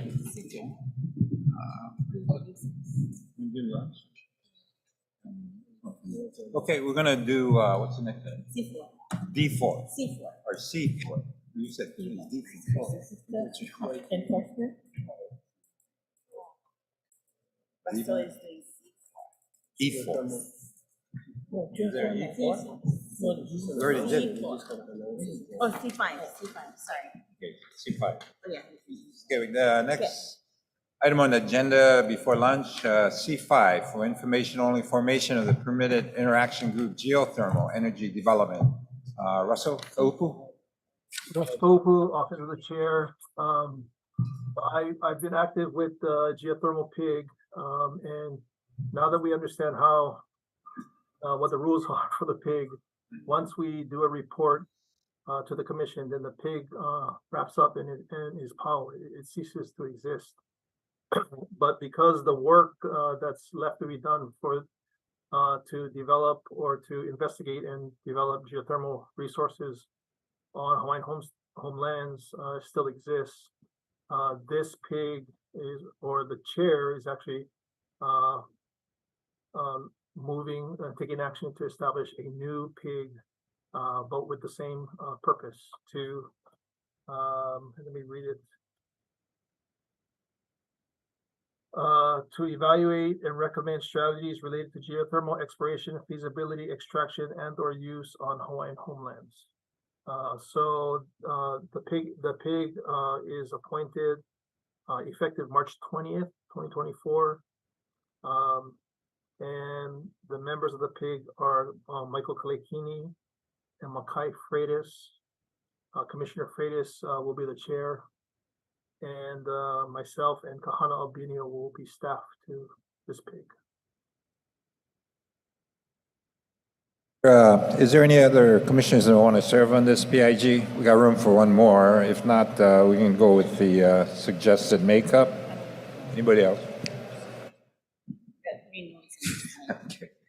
Okay, we'll go with this particular makeup for the PIG for the geothermal development. Thank you, Russell. Yep.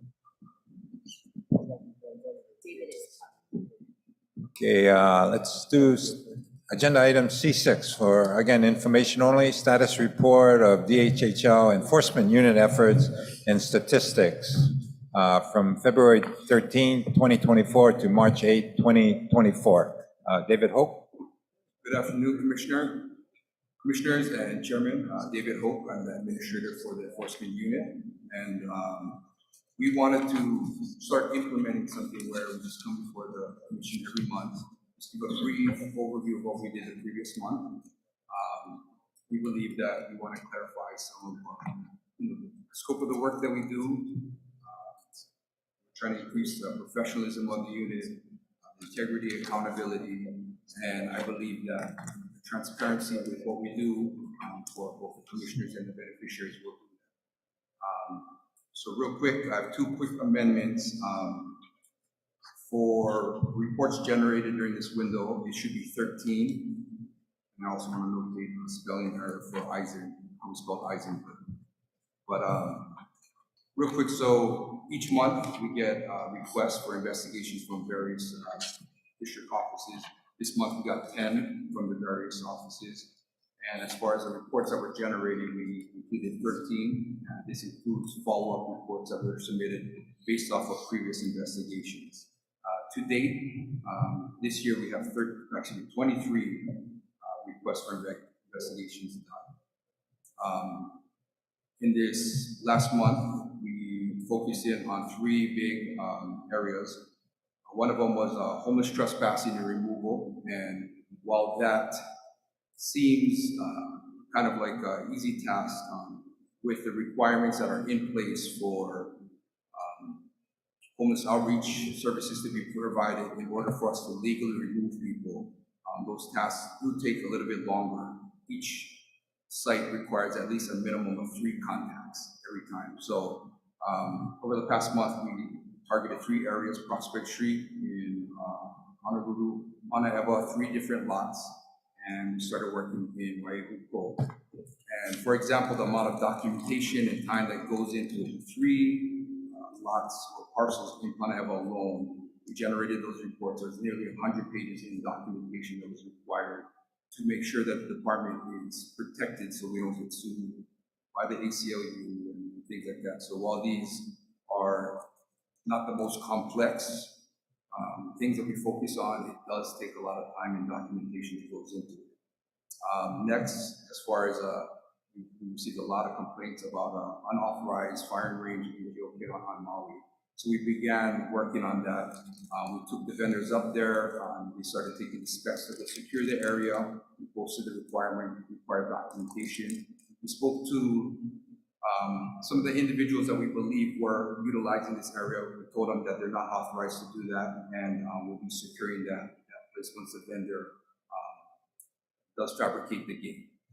And the last big project that we've been working on, we hear it a lot, on Eisenberg and Coolidge Street. Now this is not Bolodrome, this is the parcel across the street. So in November, somebody broke in, fire ensued in that building, and the chair asked us to really focus in on that to make sure that it doesn't happen again. So from November until the beginning of this month, LMD was working to try and secure somebody to utilize that parcel, which is obviously the best solution to the problem. But in the interim, our unit was focusing on spending time over there to, number one, make our presence be felt, and then also to collaborate with and make connections with neighbors in that surrounding area. And it's a little bit different. These are not beneficiaries. This is the general public. But our presence was there. There was 4 people that turned out to be great resources for us. Anytime there was any action over there or any complaints,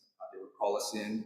We did our best to makeshift any kind of repairs that we could. We got some, anytime they cut through the fence, we would go to Lowe's, get some white blocks, weave it through the fence. We did everything we could to try and mitigate the risk, right? But also not cost the department any significant amount of money.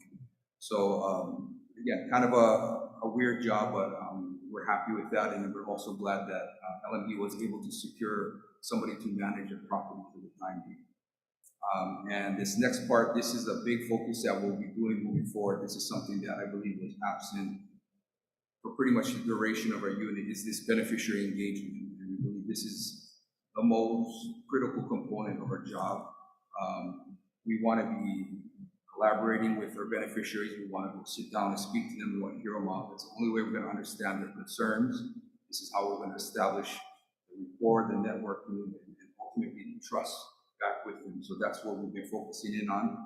I have a list of the people just in the last month that we've spoken to, we've talked to. I want to thank Commissioner Kariakua for putting us in contact with the Waimanalo Association. And so, same thing, as your complaints come in, commissioners, if you could please just give us that point of contact, and we'll really make it a point to sit down with them, hear them out, clarify our roles, and then hopefully we can start working together between us and the associations. Next, interagency collaboration, won't go into too much depth, but that's, again, where we're having touches in the community, working with other government agencies.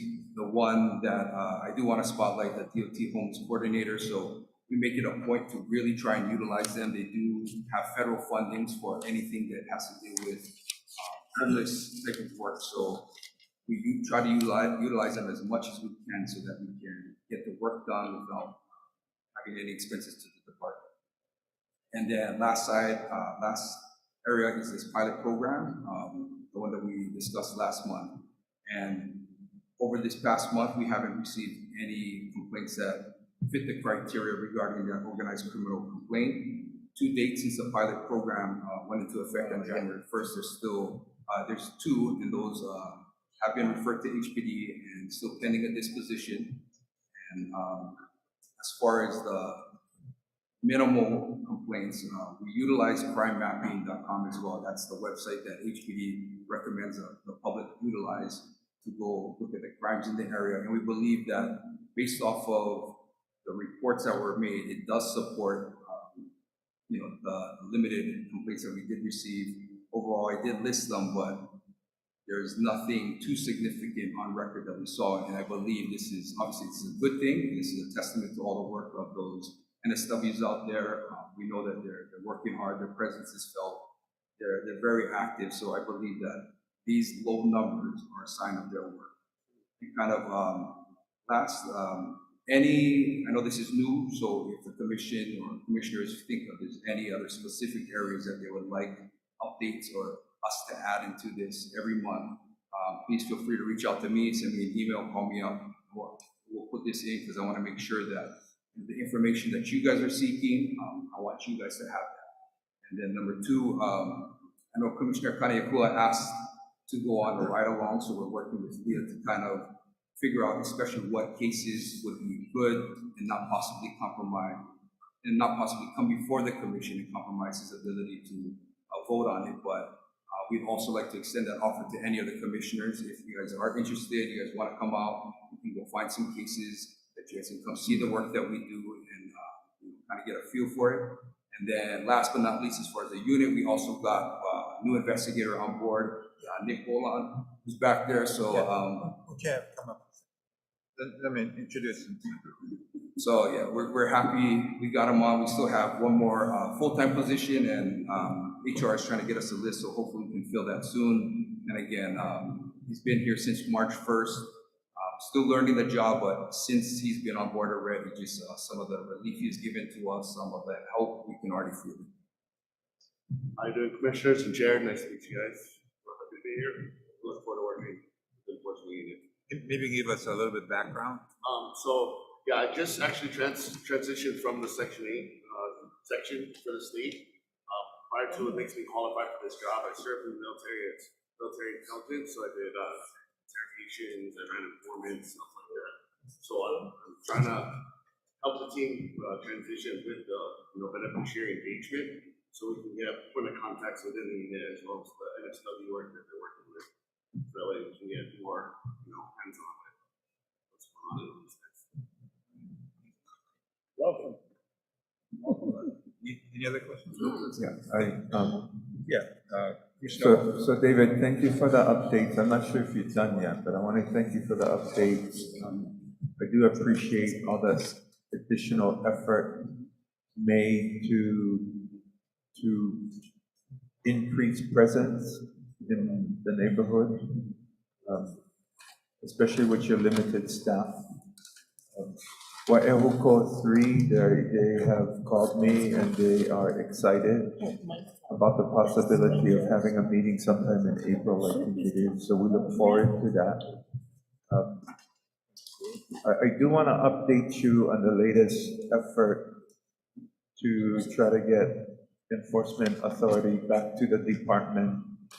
So several weeks ago during the Senate WAM, it was Ways and Means, there was a very robust discussion. You may or may not have seen it. So what they did was they removed the enforcement piece. I revisited that with a couple of senators.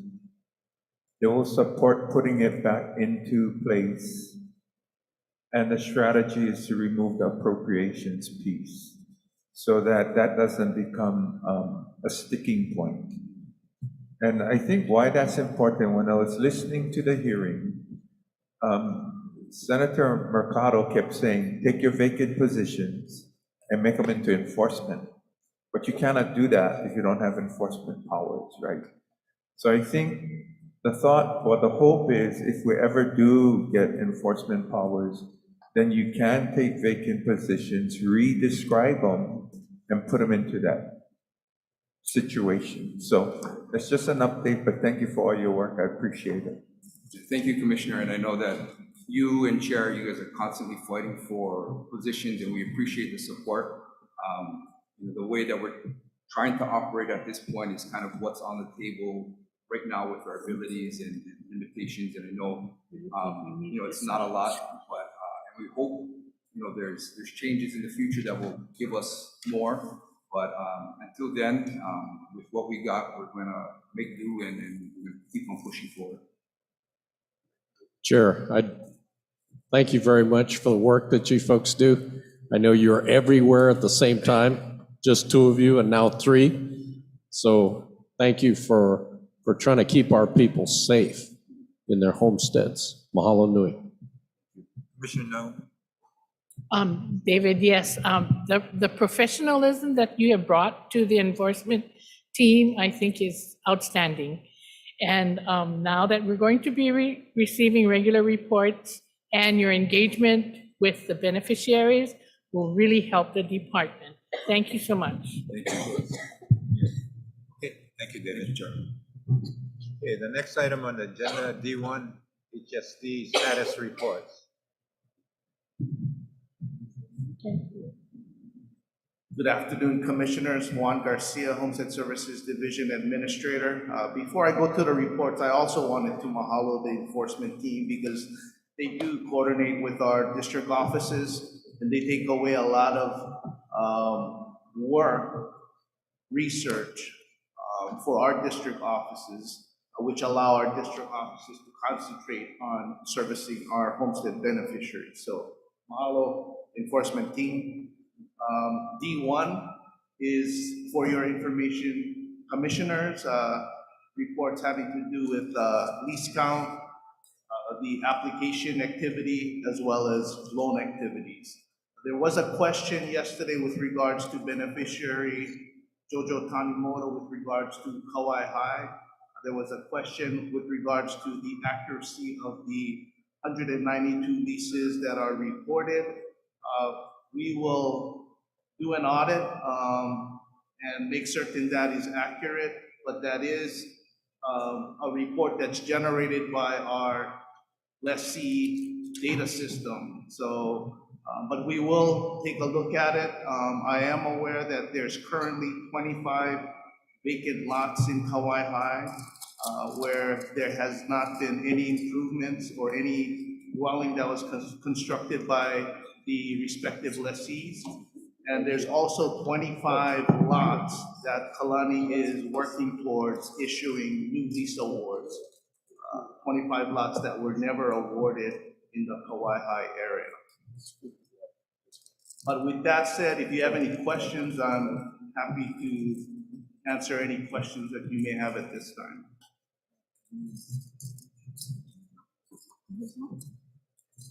Mahalo, Commissioners. Oh, okay, thank you. Thank you. Thank you.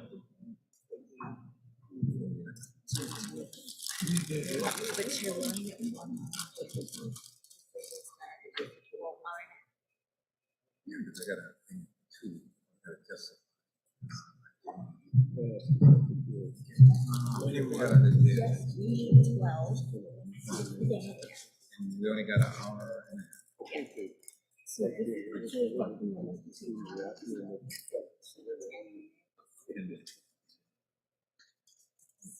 this is Maybe even Yeah, some already justified, right? And the community meeting. Oh, Kenna, they justified. Yeah, Big one. So we Okay, so we'll go with the 10 minutes. yeah. Let's go. Oh, we think? Yes, no. Okay, we're gonna start with the J agenda, request to address the commission. We have about 10 testifiers. We have about an hour and a half.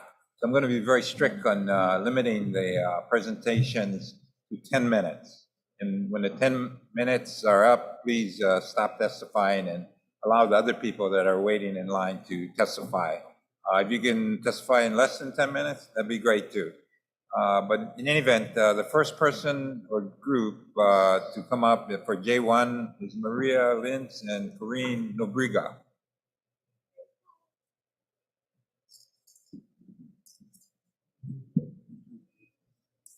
Born out of disaster, the Kako'o Leali'i Recovery Center emerged as a beacon of hope and strength for the Leali'i homestead.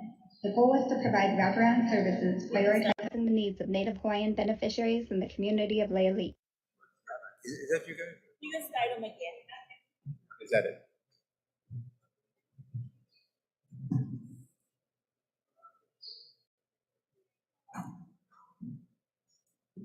Good afternoon. Or, yeah, good afternoon. You can speak up by the mic, yeah, please, so we all can hear you, including the people online. Aloha and welcome to Lahaina. First of all, my name is Corinne. This is Belinda, our amazing FEMA rep that's in our Leali'i trailer. And our team member Maria is off island today. We are called Team Leali'i. Ke Kako'o Leali'i, we call ourselves. I'm a lessee, and Maria is my neighbor. Days after the fire, we did what we do best and started helping with our community. Keep in mind, we had no electricity, no water, no phones, and no internet. Communication was very limited. Our community quickly came together and started making magic happen. Our kuleana was running the neighborhood alaka'i teams or block captains. Each alaka'i was responsible for a street and making sure each home's needs were being met. With resources and information scarce, we did our best by going door to door to help with our community. Slowly, Starlink, internet, and generators were donated, and we were able to establish better communication. We worked to build a contact list, and once phones worked again, we transitioned from going door to door to mass texting, and eventually using a neighborhood app to communicate with our people till this day. Our lives forever changed on August 8th. In a matter of hours, everything we knew fell apart. We went from our normal lives to devastation, displacement, trying to find our next meal, and keeping our ohana safe. We are forever emotionally scarred by this event. We faced endless obstacles, but we're lucky to have Commissioner Randy Owo guiding us with our boots on the ground every step of the way. A trailer was brought in and initially served as a command center for Leali'i, and has now transformed into the present Kako'o Leali'i Recovery Center. Now, on behalf of our Kako'o Leali'i team, we want to share with you a video about the work we've been doing, and we hope you enjoy. Born out of disaster, the Kako'o Leali'i Recovery Center emerged as a beacon of hope and strength for the Leali'i homestead. The goal was to provide wraparound services prioritizing the needs of Native Hawaiian beneficiaries in the community of Leali'i. However, in the aftermath of disaster, concerns arose as FEMA and the Department of Interior noted a troubling trend. Relatively few Native Hawaiians were accessing assistance at the Disaster Recovery Center. Responding swiftly to this challenge, FEMA engaged with DHHL to brainstorm solutions to enhance participation and support for affected communities. Together with the collaboration of Hawaii Community Lending and Native Hawaiian practitioners specializing in Ho'oponopono and Lomi Lomi, a culture-based platform was born. This innovative approach fostered a more welcoming and culturally sensitive environment at the Koko'oleali'i Recovery Center, driving increased engagement and trust among survivors. Situated in a tranquil setting away from the chaos, the center became a sanctuary for those seeking assistance. We were blessed with 3 incredible FEMA representatives who were culturally sensitive, empathetic, and passionate about serving our community. Belinda Barrero, Valerie Lindemuth, and Dylan Semerol quickly became part of our ohana and worked tirelessly to ensure our community was taken care of. They played a pivotal role processing cases in real time to expedite much needed assistance to survivors. By bypassing the delays often associated with FEMA process, survivors promptly received vital support, alleviating their burden during this challenging time. Since August, Belinda alone has processed a staggering 1,285 cases. Each case represents a family or individual grappling with the aftermath of the disaster. Despite initial reservations about FEMA, survivors have come to rely on the support provided by the Koko'oleali'i Recovery Center and its dedicated team. While our progress has been great, challenges persist. One significant hurdle is the reluctance of insurance companies to disperse funds for home repairs or provide loss of use and additional living expenses for rental assistance. This obstacle threatens to hinder the rebuilding efforts of survivors and prolong their displacement. Hawaii Community Lending created the Kanaka Anti-Displacement Fund and works in partnership with Koko'oleali'i facing these challenges head-on. They have provided grant funding for a Native Hawaiian public insurance adjuster who's taken on the insurance companies who are refusing to pay out claims. This service is at no cost to the beneficiaries and has been instrumental getting our community the benefits they are entitled to. HCL is assisting 43 Le'ali'i homesteaders as part of the program. In addition, HCL funds the community advocates Maria Lins and Corrine Nobriga. They staff the recovery center and provide a multitude of services, helping the Lahaina community navigate the disaster recovery process. While the focus is on Le'ali'i, all members of the Lahaina community are welcome in the center, and together we have helped hundreds of families through this difficult recovery process. We have slowly started to stabilize the Le'ali'i homestead, but Lahaina is only as strong as its weakest link. It is not enough to make only Le'ali'i resilient. We must expand our reach and continue working to strengthen the community of Lahaina as a whole.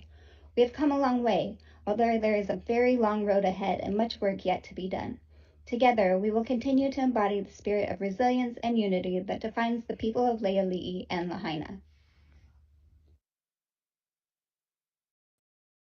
Thank you very much. Thank you for your work. I want to do come, Belinda. Before you leave, I wanted to acknowledge your work personally.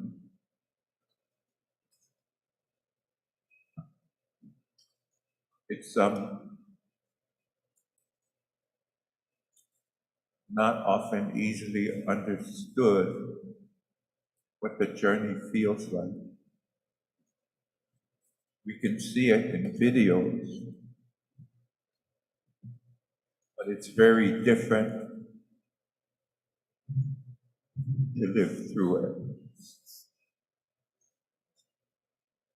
So I wanted to mahalo this team for all the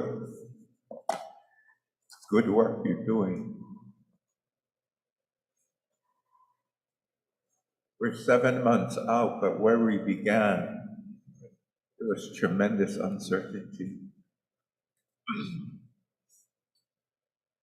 We started with an empty shell of a trailer and came up with decisions very quickly on how we were going to move forward with the community.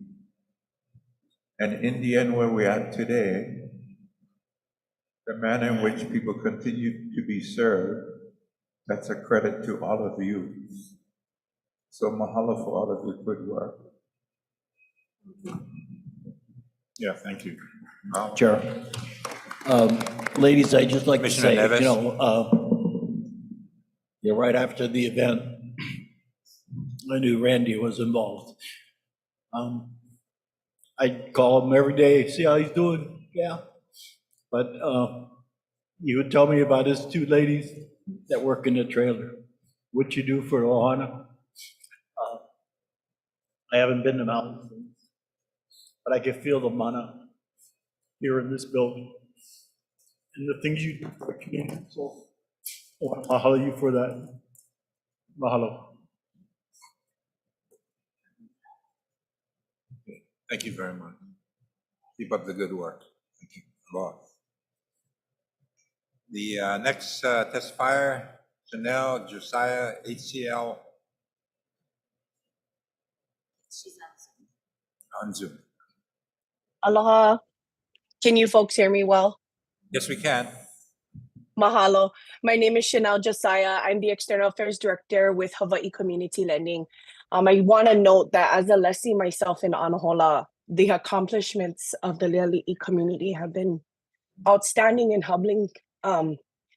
Such an amazing thing to witness from afar. Uncle Randy, mahalo nui for providing us the opportunity to share with you and the commission all the work that HCL is doing right now in Leali'i. Also to the Leali'i Ohana for welcoming us into the community hub to be of service. Mahalo everyone for providing this space today. As some of you folks may know, some of you folks may not, but HCL was founded as a program in 2002, doing mortgage brokering for homesteaders statewide. Fast forward to 2007, 2008, HCL actually brokered mortgages for Leali'i families. The pina that we established with Leali'i families has not faded. We've established a great commitment there. We have specific kuleana to this community. So when the wildfires happened last year, the first direction from our board was to kokua and kako'o as needed. While our Maui team was boots on the ground, the rest of our team across the state quickly pivoted to build our Kanaka Anti-Displacement Fund. The goal of this program was to create this fund so that folks would not be displaced from their land and so that we could help rebuild however and wherever that looks based on the decisions of the family. HCL has experience in preventing displacement.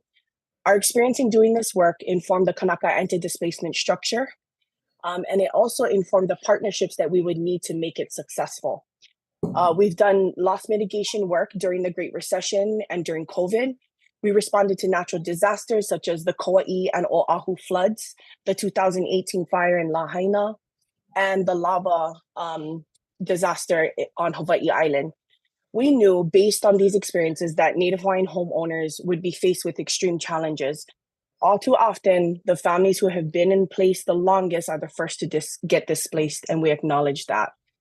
HCL is anchored by our partnerships with the community, DHHL, Sentinel Pacific, HCA, and many of the cultural practitioners that are providing healing in the community right now. These partnerships are the reason for our program's early wins. And I want to share a couple of the wins with you folks today. An early win for us is the successful pairing of 42 families with a public insurance adjuster with Sentinel Pacific that we were able to grant fund on behalf of the families at a fraction of the actual cost. PAs typically charge about 35% of insurance proceeds, or what we're seeing right now, roughly $168,000 based on the settlements that the public adjuster is able to secure. We were able to retain representation and services for 42 Leali'i families for only $50,000 per homeowner through grant funding. Another win, and a more recent one, is HCL raising $360,000 to fund hygienist testing for the 102 Leali'i homes, depending on the cost of each home. Securing this industrial hygienist testing for Leali'i families is a huge achievement because this is the only way we're going to be able to determine and identify what contaminants are present in the structure or the dwelling, and a lot of which are not visible to the naked eye. Completing this testing will actually hold these insurance companies accountable, compelling them to adhere to a set timeline that it triggers once this testing is complete. They will need to respond to families regarding their insurance claims in a timely manner once that's completed. So this is a critical thing that we've been able to accomplish. Right now, families are facing delays or outright denials with insurers because they're attributing some of these damages to Hurricane Dora or some other pre-existing instance. Families face extremely high costs to rebuild. We did an analysis with Jeff Gilbreth as we were looking at some of these components. And what we're seeing is that they will need to come up, they will need help with existing mortgage, the rebuilding costs, which according to our data can be as much as $1.2 million altogether per homeowner. We need DHHL's continued support to advocate to get state and county to include homeowner subsidies and infrastructure replacement costs in the CDBG Disaster Recovery Action Plan. If we can get these funds committed, we, HCL, can move forward with local banks and HCA to get families mortgage qualified and processed for construction financing through the Maui Homeowner Recovery Program. HCL would like to ask the Commission and Chair to champion this advocacy effort with us to help these families in Leali'i. Mahalo to everybody for your continued leadership, especially Uncle Randy, who has been a leader in these efforts and the reason why we're all working together for the Leali'i families. Mahalo nui. Thank you very much. The next testifier, I'm sorry, Commissioner Owell. Chanel, mahalo for testifying today. Mahalo to Jeff Gilbert, Hawaii Community Lending, that plays such a important part in the recovery of Leali'i.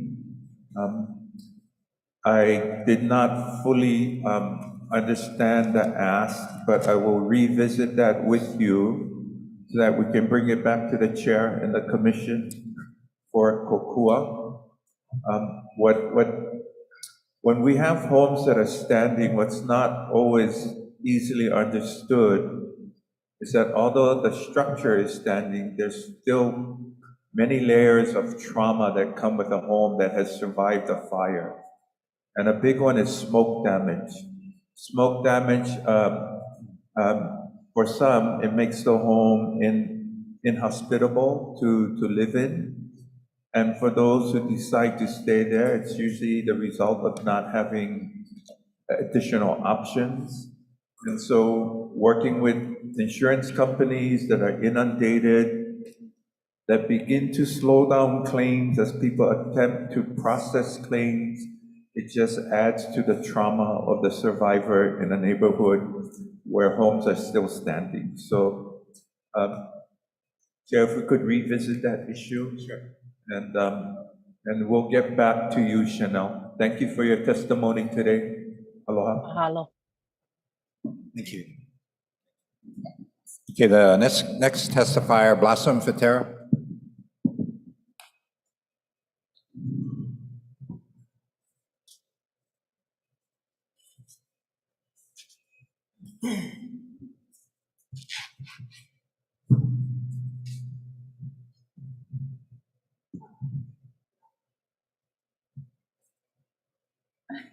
Good afternoon.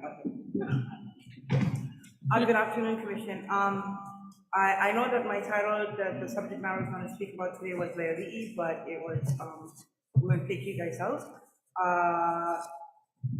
The month of March is the last meeting that my commissioner and Commissioner Helm will be attending on Maui. And so I wanted to take this time to thank them for their dedication and commitment over the course of time that they've been with us. Especially for Commissioner Owell, you picked up a pretty heavy burden when you decided to say yes to being a commissioner. You know, you've been steadfast in your dedication and commitment to your beneficiaries. And you know, when the fire happened, you were boots on the ground the day after, and you continue to do so at much sacrifice, personal sacrifice. For the past, since August 9th. And so I don't know how to express my appreciation and gratitude for all that you've done for us on Maui, as well as the state. So with that,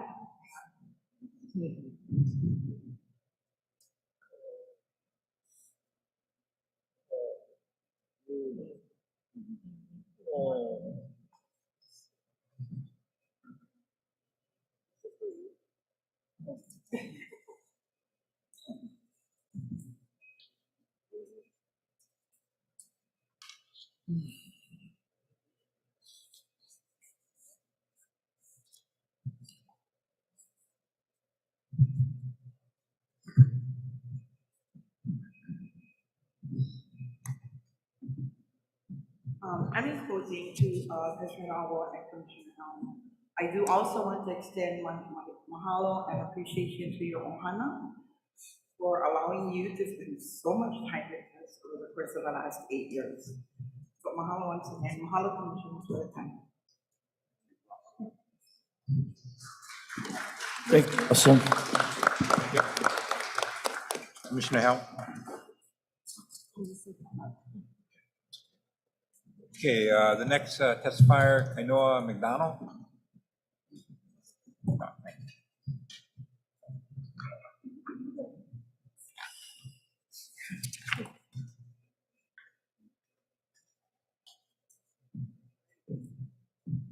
Good. Aloha mai kako, Hawaiian Homes Commission. I just wanted to, my name is Kainoa McDonald. I am the newly voted Shaw Sovereign Council Hawaiian Homestead Association Maui Lanai Director.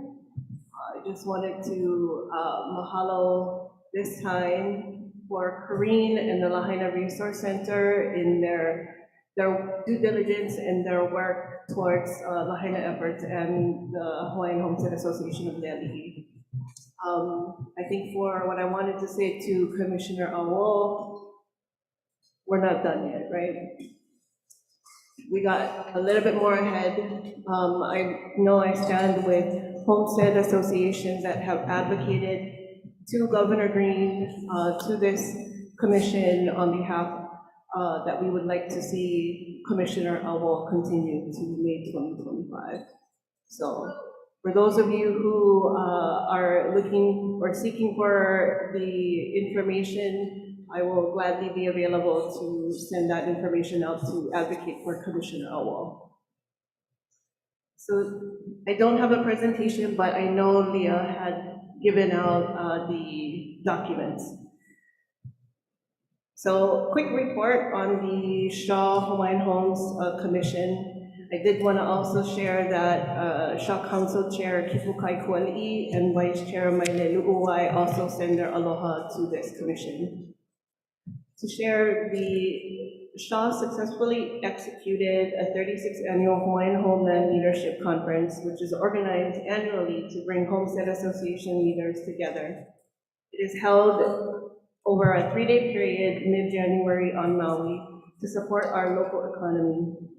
The theme of our convening was Renewed Leadership, Renewed Hope.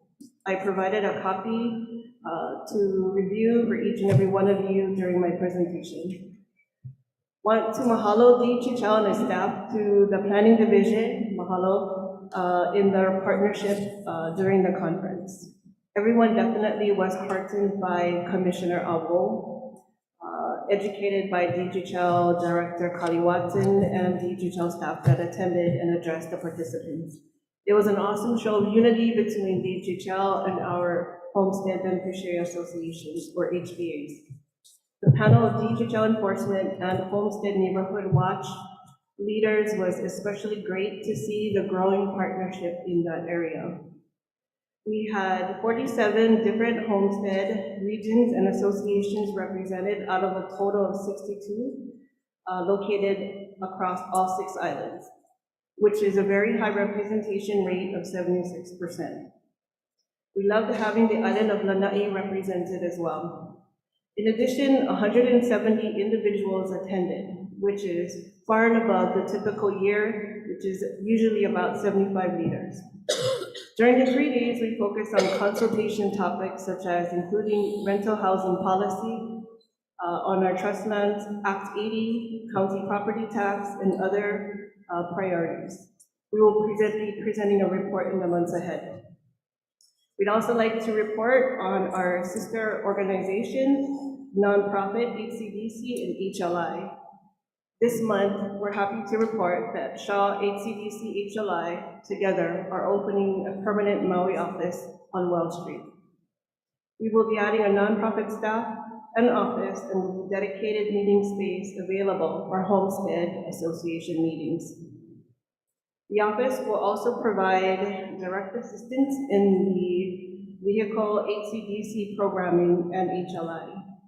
For example, the very successful HLI vehicle replacement program that provides up to $5,000 in grant funds with a low-cost vehicle loan to help those that did not have full coverage insurance and their vehicles were destroyed in the fire.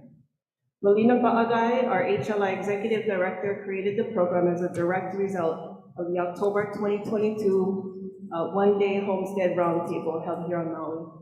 Flyers have been distributed and made available at the Lahaina Kako'o Resource Center. On the issue of HCDC, we have mobile units that were purchased and shipped to Maui. Applications for homestead associations and churches will be processed at our Maui office and be made available. On the last issue of HCDC initiative to support affordable housing on Maui, in the last 60 days, HCDC has acquired properties that are now being directed to families impacted by the fire, but also available housing for low to moderate income ohana. Ms. Kara Chow at HCDC is the technical support alongside Shaw's TV Group nonprofit, Ms. Robin Danner. They may be available to report on this initiative if there is any interest by the Commission. Lastly, just wanted to report HCDC's Residential Employment Living Improvement Program, also known as RELI. Over the last 2 years, it'll be funded in part with OHA. HCDC will be providing short-term employment opportunities on all islands, and a copy of the application has been provided in the packet. Mahalo nui for having us to report on Maui, and we're going to go for Commissioner Obo. Mahalo nui. Commissioner Obo. On your new office, by the way. What kind of services will you be providing out of that office? So there will be a combination between HCDC and HLI programming. We are still putting together the programs, and I can have Romina or Kara Chow reach out to you to confirm. Right, thank you. The next testifier, Kekoa Inamoto.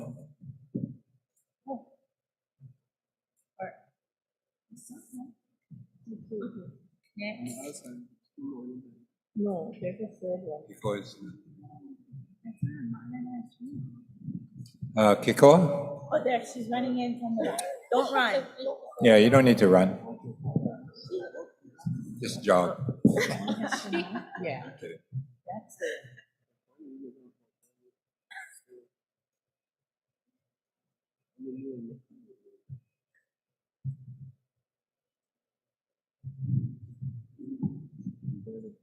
Kalamai, I was talking with the Wani Kiala Kachola out there. So I had heard that at the community meeting last night that Andrew Choi ended his presentation by saying that the Department of Hawaiian Homelands needs money and to underwrite all of these projects.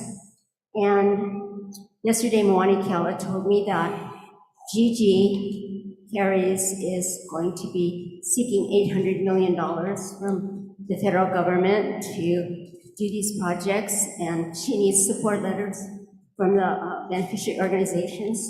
That's what I was talking to Moani Kiala about. I'm like, no problem, we can get you support letters.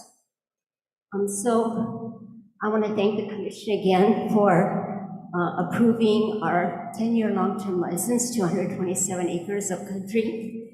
And now that I have surmounted that hurdle, I want to talk to you folks about other Maui homelands that are on the radar for Pa'upena, or I should say just on the radar for our homesteaders. I want to begin with Pulehunui. So there are 800 acres in Pulehunui, which is between Kahului and Kihei. It's right by the Maui Humane Society. There are 184 acres on the north end along Maui Veterans Highway and 646 acres on the south end. And that master plan for those 800 acres and the EIS has been on the books now for several years. I want to say for at least 4 years. But I took a group of homesteaders out there. I asked Shelley Carrera for a temporary right of entry. We were granted that, and I took a group of hikers onto the land, and we're like, this is such beautiful land for our homesteaders. And so we want to, and Mauna Keala Controller has asked Pa'opena to collaborate with the department to move that project forward. My understanding is at this point, they're doing the wastewater treatment plant. The RFP has just been accepted. And so, but that is something that's on our radar. Secondly, want to talk about 127 acres in McKenna. There are 5 lots there. One of the lots is right across the street from the beach. In former times, those lands were used for grazing, and I would like to see them, we have homesteaders who are ranchers who can use that land. And so I just want to tell you that in the future, we will be moving our homesteaders forward on those McKenna lands. They were leased for many years to Ulupalakua Ranch at 15 cents an acre per month. And Pa'opena got that lease vacated in 2018. But meanwhile, those lands are lying fallow. And so we want to move that forward too. And then, of course, there are the 5,000 acres below Keokea and Waiahuli homesteads. I know that Perry Artatas and our Homestead Association, the Waiahuli Homesteaders Association, has a 65-year lease to put up his project on 150 of those acres. But there remain 4,780 acres that are still available. And we want to use them. They were leased for 24 years to a Japanese rancher, and Pa'opena got that lease vacated also in 2018. Because we want our lands to be utilized by our Hawaiians, by our beneficiaries. And so this month, Pa'opena is going to take Shelley Carrera and Kahana Albinio on a 4-wheel drive circuit of that 5,000 acres so they can take a look and see what's down there. The imminent, what's happening right now is DLNR has the right of entry, and 2 days of the week, 2 or 3 days of the week, they allow hunters to go in there for deer mitigation. And so that's a year-to-year right of entry, and I think Pa'opena would like to be the manager of that. I'd like to see more of our beneficiary associations managing our lands. And the other issue with that 5,000 acres is that Ka'onaulu Ranch is squatting. They're moving the fence line. And so they're sort of repatriating that land to their ranch, and it's actually homelands. And so we want to show Shelley and Kahana what's happening, with that 5,000. And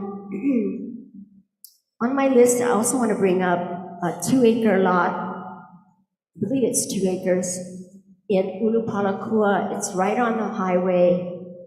It's got the water meter that Kahikinui homesteaders use. But that 2 acres is, I mean, my vision for that 2 acres is I'd love to see Keali'i Raichel, have classes there. He's a Kahikinui homesteader. That 2 acres, we could put up a cultural center. The winery has all kinds of tourists coming across. It's right across the street from Ulupalakua Winery. And all those tourists who go there, we could put up food trucks. We could have cultural classes. Anyway, that 2-acre lot, I think, has a lot of potential. So I just wanted to share with the commission what some of the 31,000 acres of homelands on our island, the potential for them. And I want to thank you again for our lease of 127 of those precious lands. Mahalo. Thank you very much. The next testifier, Robin Iliinoho Moku.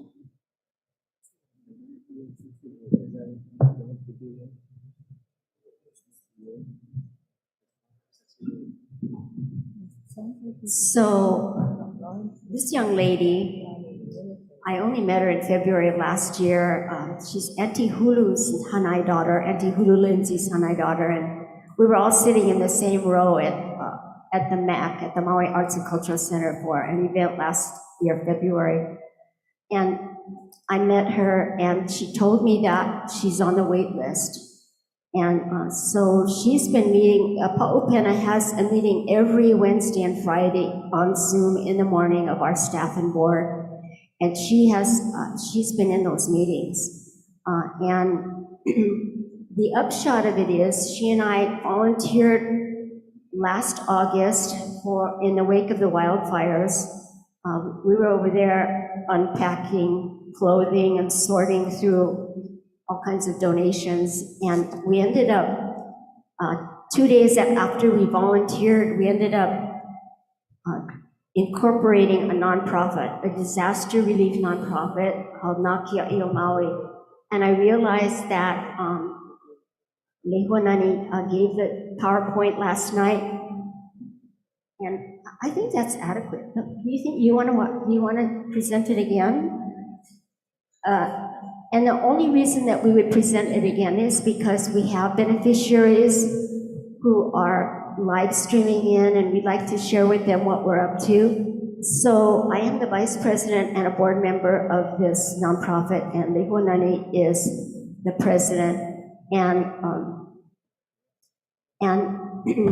essentially the mission of this nonprofit is to provide or to meet the needs of the community, especially of people who have been displaced or impacted by natural disaster and fires. And I'm so proud of this nonprofit.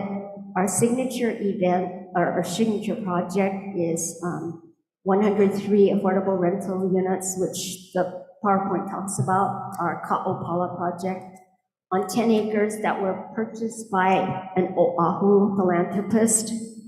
And so, here is this 7.5-month-old nonprofit, and the board and the staff are all we're all Native Hawaiian women. 3 of us are beneficiaries, and we're moving this project forward.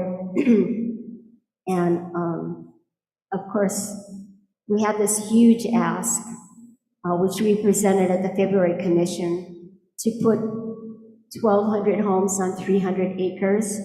And I know it sounds pie in the sky, but I asked Lehuanani, what do you want to see happen? And that's what she said.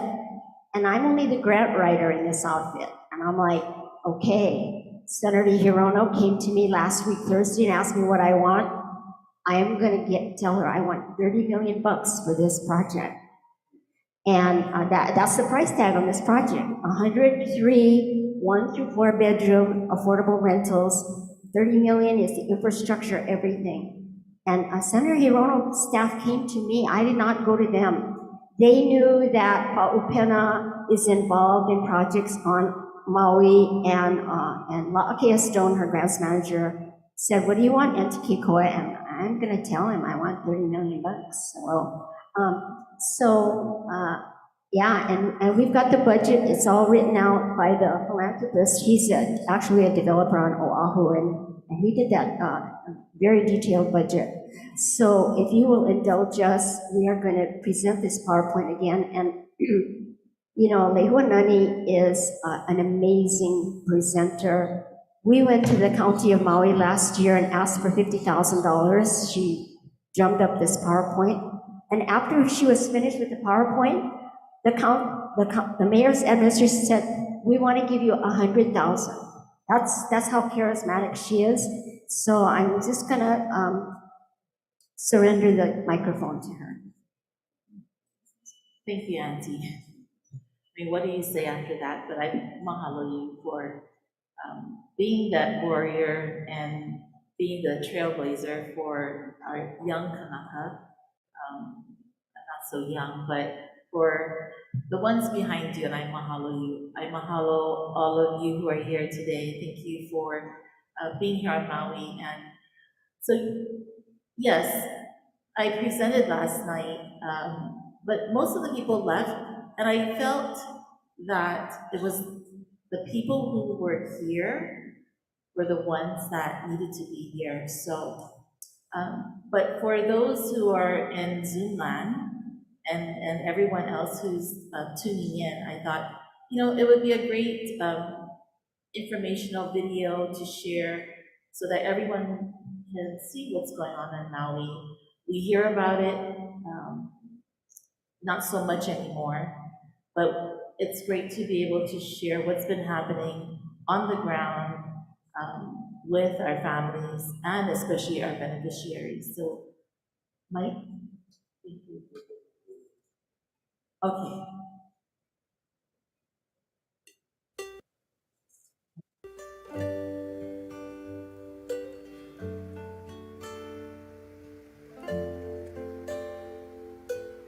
Is this the Napili acreage? These are the 10 acres where we're gonna build. She will rise again, she will rise. Right on Ka'opala Bay, that's why it's called Ka'opala Project. Like the ocean's changing tide, till that day my heart is in the sands of old Lahaina. It's in the sands of old Lahaina.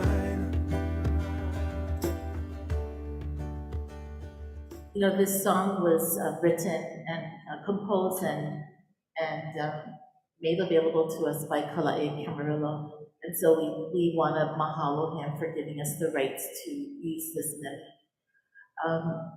So Naka'io Maui has wanted to share some of the information with regards to what we do, how we are taking our experiences and expertise that we have to benefit and advance Hawaiian homelands, and to present what we do for the beneficiaries and for the people of Maui. So Naka'io Maui is a disaster relief organization founded in response to the wildfires that devastated portions of Maui on August 8, 2023. We are the only native Hawaiian nonprofit group pending 501c3 status who have been boots on ground since August 8th. Our mission is to provide emergency relief and assistance to everyone impacted by natural disasters and/or fires. On August 8th, Governor Josh Green declared a state of emergency for Maui, as in his own words says that this is the largest natural disaster in the state's history. On that day, 3,971 properties were destroyed, 11,000 people. Robin, real quick, we're gonna have to wrap at 2:15 and we have more testifiers, okay? 2:15. 2:15, we're out of here, so. Oh, okay. Yeah, Okay. okay, so trying to get to other testifiers as well. Thank you. Okay, thank you. So we knew that the work that was gonna be happening in Maui would be a lot. Let's have more room in the van.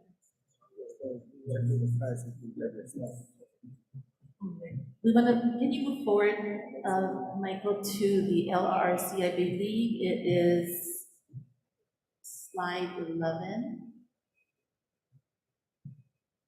Yeah, right there, no, okay, one back. Okay. So our two large projects, our main projects that we're doing right now is the Lahaina Resource and Recovery Center. It is a 6,250 square feet warehouse in Lahaina, and that will be providing and supporting the recovery needs of Lahaina with essential emergency supplies, home furnishings, and on-site intake research. Next. And as we shared earlier, the Ka'opala project is a 10-acre project in Napili that is slated for 100+ affordable permanent housing for the people that were displaced from the wildfires. This is the art rendering or conceptual drawing of that particular development. This here is our build team here on Maui, and the construction team is led by our Lahaina families. Richard Hartman and his construction company, as well as Danny Palakiko and several others. So, you know, this slide just talks about, and of course we talked about this last night, and the lands that are available to the West Maui area that is slated for the Department of Hawaiian Homes. And the ask for Nakia'io Maui is to be able to utilize or to get right of entry for 300 acres to build 1,200 homes. You know, like Auntie said, it's a big ask, it's a pie in the sky, but the crisis has allowed us to look at things differently. And although we have ag land slated for this particular development, we have to look at the need for homes. And we know that there's lots of homes being developed here in Maui. Last night, that number came out to about 933 homes coming down the pike. And so, and although those are helping with our overall numbers for the wait list here in Maui, the one thing that's specific and that's unique about our Lahaina people, and especially our beneficiaries, is they want to live here in Lahaina. They don't want to live on the other side of Maui.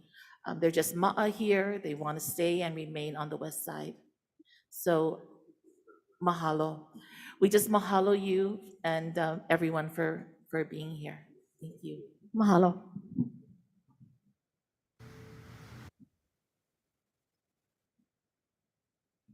Donna?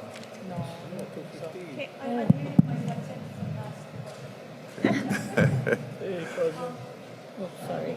So, Chair, Vice Chair, Commissioners, I'm so glad to be here in Lahaina. I've been here 2 years. All I'm going to do is talk about Firewise, and I thank the Chair and Mr. Hope for reaching out to us, about the upcoming embracement of fire planning, strategic planning for all homesteads. And last year, before the fire started, we were already working on a fire plan at Kahiki Nui, to the point where we purchased 5 Kenwood radios, which are equivalent to the Maui Fire Department. And on my radio, I have Maui Fire Department and a Wahi Wind, and the other is a scanner from Harmers. So we have radios scattered out, Kaupo, Kanaio, and homesteaders. So we are, and then the fires came, and Kahiki Nui was ahead of Lahaina. So with that being said, we're moving forward. As a Firewise committee, I'm on it, and Des, and I can't name everybody, anyway, there is a bunch of us, and we submitted a grazing plan with coordinates to Julie and Mr. Hope and Chair and the Firewise people in the Big Island. They have total support, and I'm so glad to hear it. Thank you for the snacks, and I'll see you next month. Thank you. Mahalo. Princess. Okay, Princess Lehuanani. Aloha. Thank you so much. Aloha, Randy. Aloha, Maui, Lahaina. I just wanted to bring out about Kahiki Nui. And on December 2nd of this year, we had 25 that were selected to go on top of Kahiki Nui. Mahalo ke akua. However, when I look at the 25, we have at least 5 coming out from Oahu. And my concern is that when I sign up for pastoral. I never signed up for Kuleana. Now I told that because if I get on top of pastoral with the Kuleana, I have to give up my residential. That's what was told to me by Charmaine, and also by Julie when we attended our first meeting for Kahiki Nui. Now my concern is, I've been waiting on the list for 30 years to get on Kahiki Nui. And to see that now, you guys can put them to IW. You know what IW means? Island wide. That means anybody that will sign up for pastoral like Oahu, they can come here and be on the pastoral land. My concern is that, you know, Oahu, you guys know more pastoral. And to hear the kupuna tell me, hey, Princess, you know what? I'm not even from Maui. You know, I have nothing to do with Kahiki Nui. But, you know, I didn't sign up. So now I hear. But he live on Oahu. You know, I aloha the kupuna, but you know what? Not fair for me who I was awarded. I was awarded to be on this land. And then now we have people from Oahu, 5 families now that was awarded to be on the land. So, you know, I don't like be divided. Because right now, we stay divided now because of that. You know how I feel, get people from Oahu on the land that I've been waiting for 30 years. And now I back bump on the list. So now I got to wait again, yeah? For maybe another 30 years. Hope I'm going to be alive. So please, can somebody check about who's doing all the list?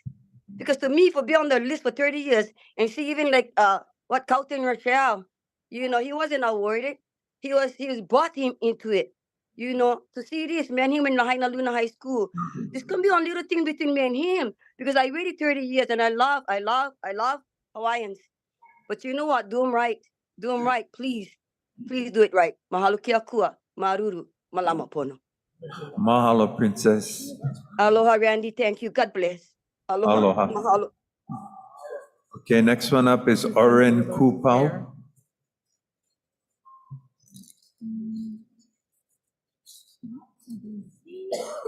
Okay. Okay, Oren is not present. Ivalani McBriar.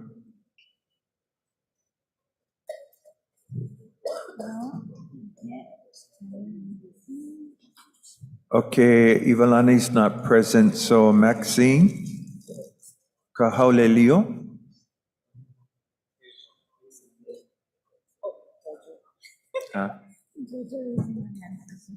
Okay, Jojo, we see your hand up. Go ahead. Mahalo. Thank you for the opportunity. My testimony included the Palikoki stream, which is across from the harbor. I would ask that this commission help us find staff to mitigate the issues that the families down there have with flooding. Number 2 is a problem that we had about 5 years ago when we had the goats and the cattle and the pigs and all kinds of stuff coming down from the water tank road at the top of the Kailapa subdivision. They put up the fence, but they never put a lock. So now we have people that go up there and exercise, they ride their skateboards, they ride ATV. The kids, they still in elementary school, 6th grade, and they driving the ATVs on that road. The incline is so steep that the boy with the skateboard went up in the air, took care of my hedges, all came down. And then his board landed right outside my kitchen window. So I'm worried about insurance and safety and all that kind of stuff. So can the department please, they said they're gonna talk to the attorney or whatever, and never did get back to me in all this time. And number 3, I wanted a site visit. I didn't know what was going to come on the agenda. So I would ask for some help, like the King's Landing, where both East and West Hawaii commissioners work together for those people at King's Landing to a positive result. If the East Hawaii Mike would help us, as well as Commissioner Freitas, in trying to expand our evacuation road and the water that's up above. And my reason why now is because that Palikoki ROE will be coming up in May or June. And so the expediency is now. And that would be my question for the site visit, as well as your considerations on expanding the ROEs. I do want to object again to the LMD presentation because number 1, There's no column as to where the staff is gonna even show up to investigate compliance. They usually don't. And